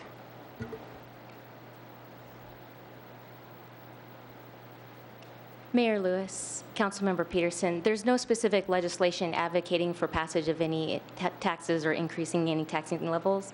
It's encouraging a public-private partnership between municipalities and organizations to administer state parks due to the sweeping of state funds. Okay, so, but the way it was funded, 10 million annually from lottery proceeds. So they want it restored because, I mean, can you give me a little more history on that? That was a voter-approved initiative to provide funding via the lottery revenues. That funding has since been swept due to the recession and the state budget crisis. But when the legislation was enacted that set that money aside, was its original intent, that voter initiative, was that intent to fund the parks, and now that's been swept? Mayor, Councilmember Peterson, yes. So that's in opposition to the intent of the initiative. In other words, the voter initiative intended those dollars go somewhere else, and they've been diverted. And what we're saying is we wanted to go back to what the original initiative of the voters was. Is that what I'm understanding? Okay, well then I probably support that too. Thank you. So, Councilmember Taylor, Town Attorney Hamblin made a statement that could be put into a motion that I think represented your feelings. Would you like to make a motion? And you can help. Repeat that. That would be I think helpful, his motion Mayor. works now that I've I think a reviewed little it. bit of water's gone under the bridge, and I've forgotten the exact wording. That would be to make a motion to allow or authorize the mayor to vote, to encourage or vote in favor through items 1 through 45. I don't even know how many there are, but with the exception of items 6 and whatever, and then for the purposes of stating a town position at this conference only. And Leah, can you help? Does that work?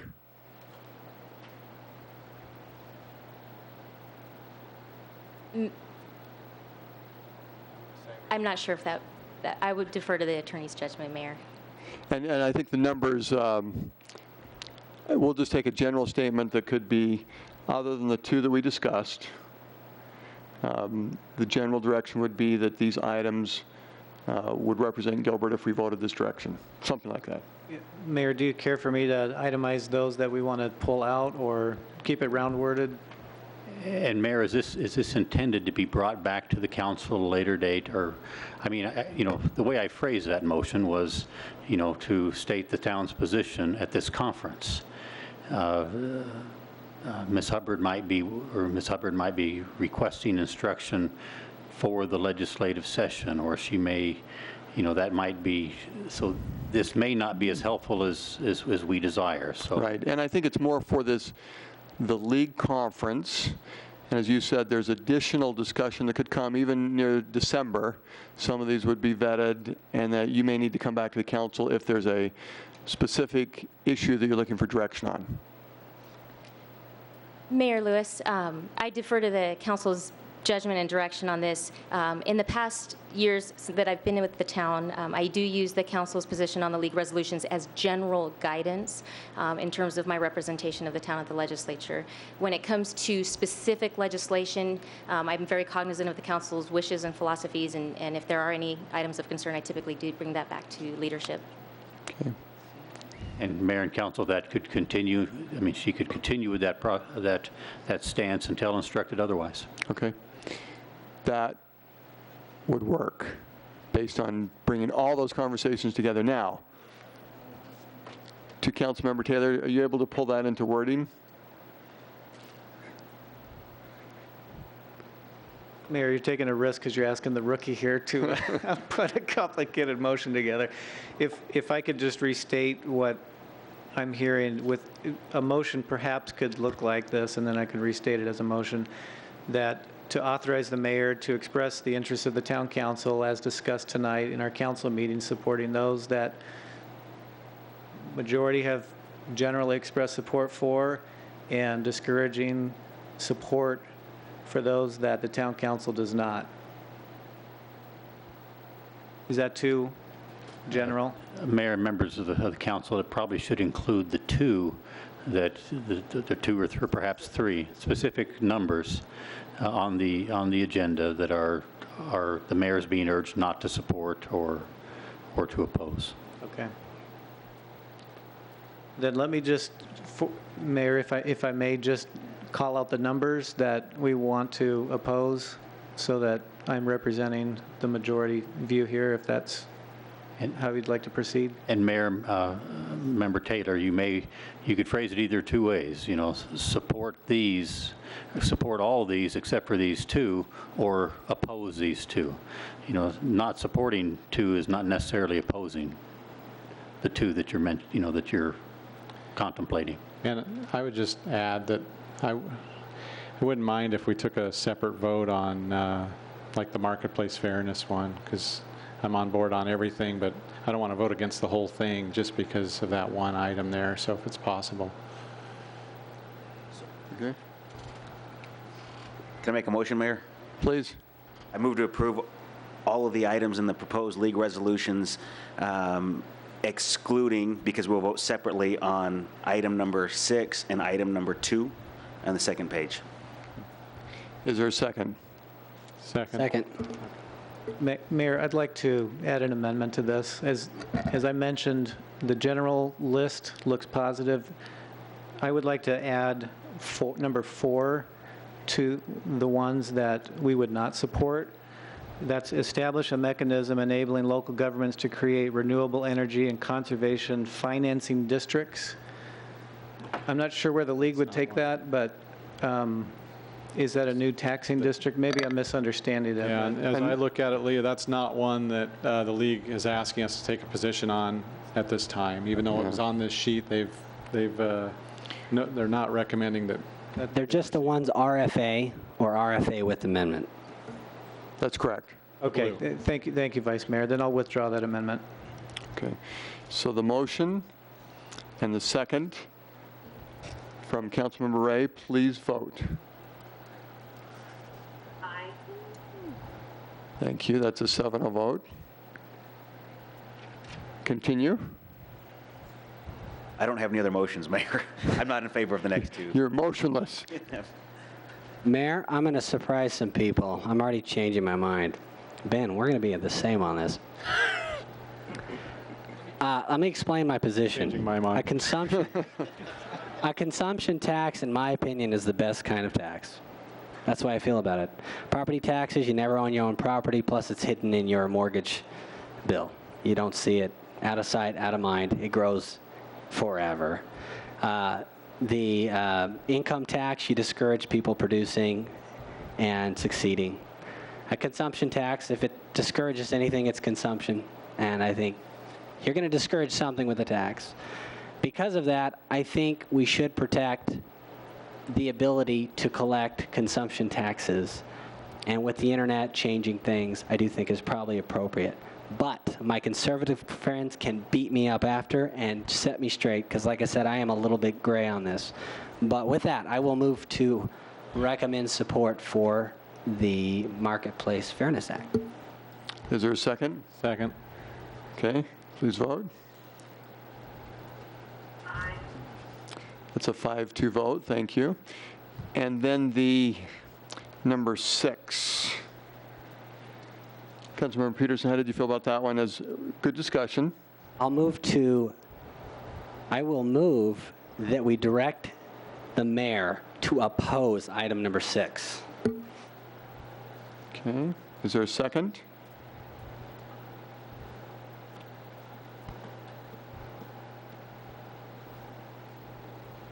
Okay, motion dies for lack of second. Mayor, I move that we instruct the mayor to not take a position on number 6.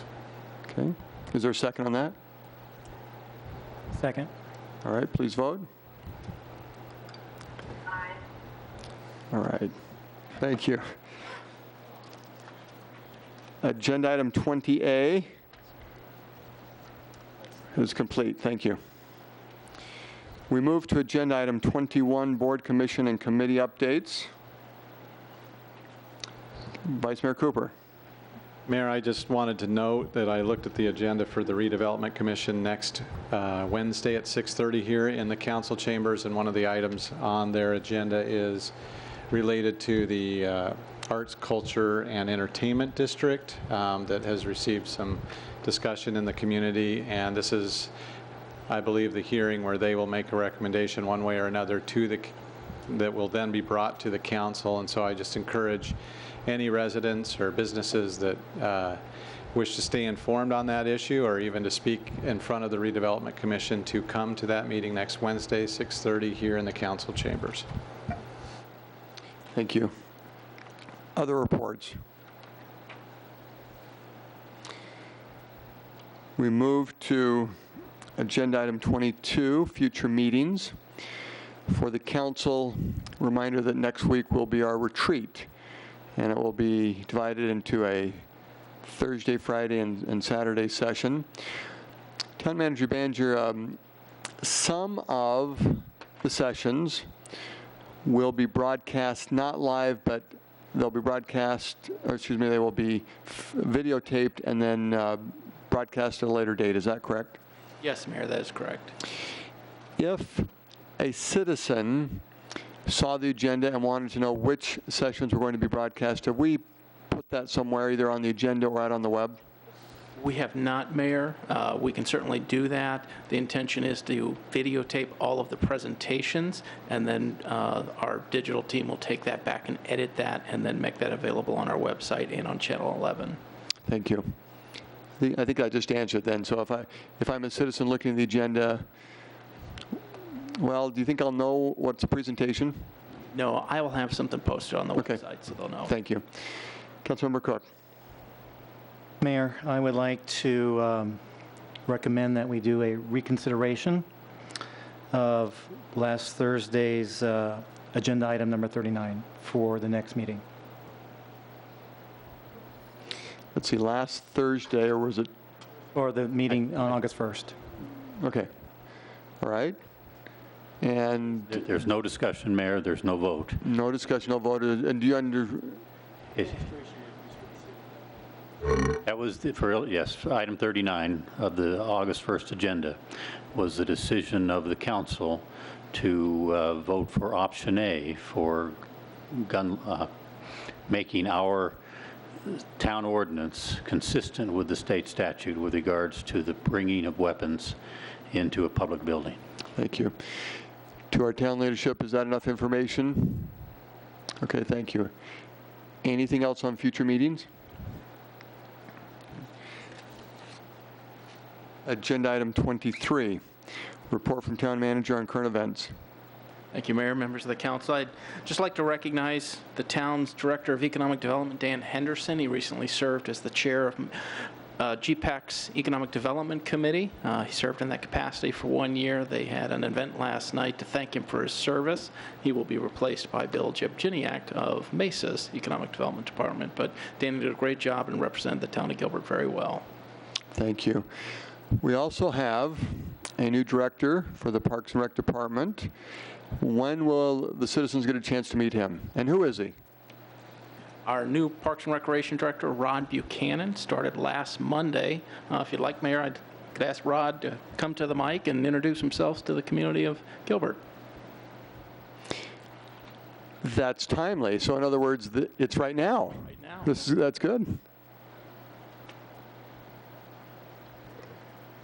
Thank you very much, Mayor Lewis and council members. It's really great to be here. I've been looking forward to our move here. We're looking for housing right now, and I'm looking forward also to finishing up the master plan, which I know has been long in waiting, and we will then venture on to delivering some great services and programs in this community. So thank you very much for your support, and I'm looking forward to working with all of you. Thank you. Agenda item 24, report from members of the council on current events. Councilmember Taylor. Mayor, I'd just like to highlight Constitution Week that's coming up next month, and this a little bit early, but great time to encourage businesses to get behind, this wonderful celebration that is important part of our community. That's 17th through the 23rd. That is consistent with the congressional action and the national celebration of Constitution Week, and we're home to the largest event in the nation, which is an exciting thing. Lots of new elements this year. I think that's exciting, and one to highlight would be on September 17th, which of course is Constitution Day, the day that the Constitution was signed.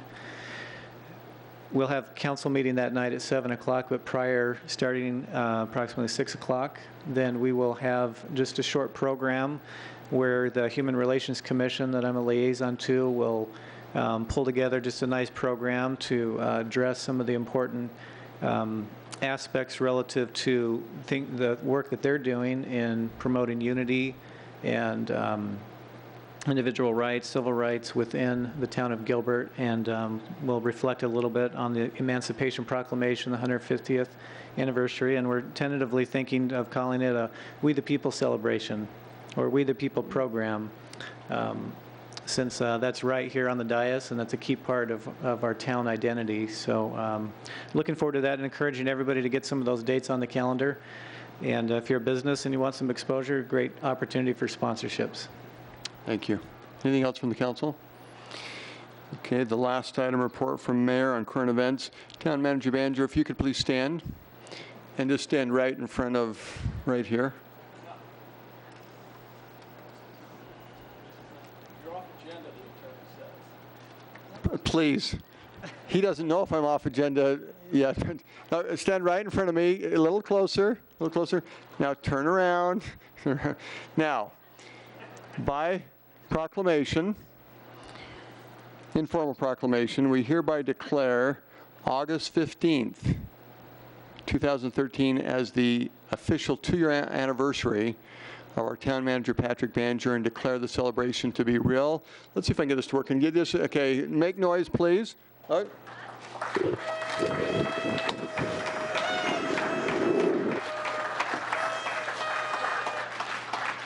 It has been the best 2 years, and we are so excited.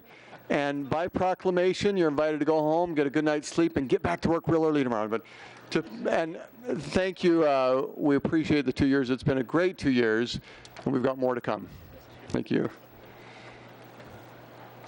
I can't think of a better way to end than that wonderful recognition of celebration. Meeting adjourned.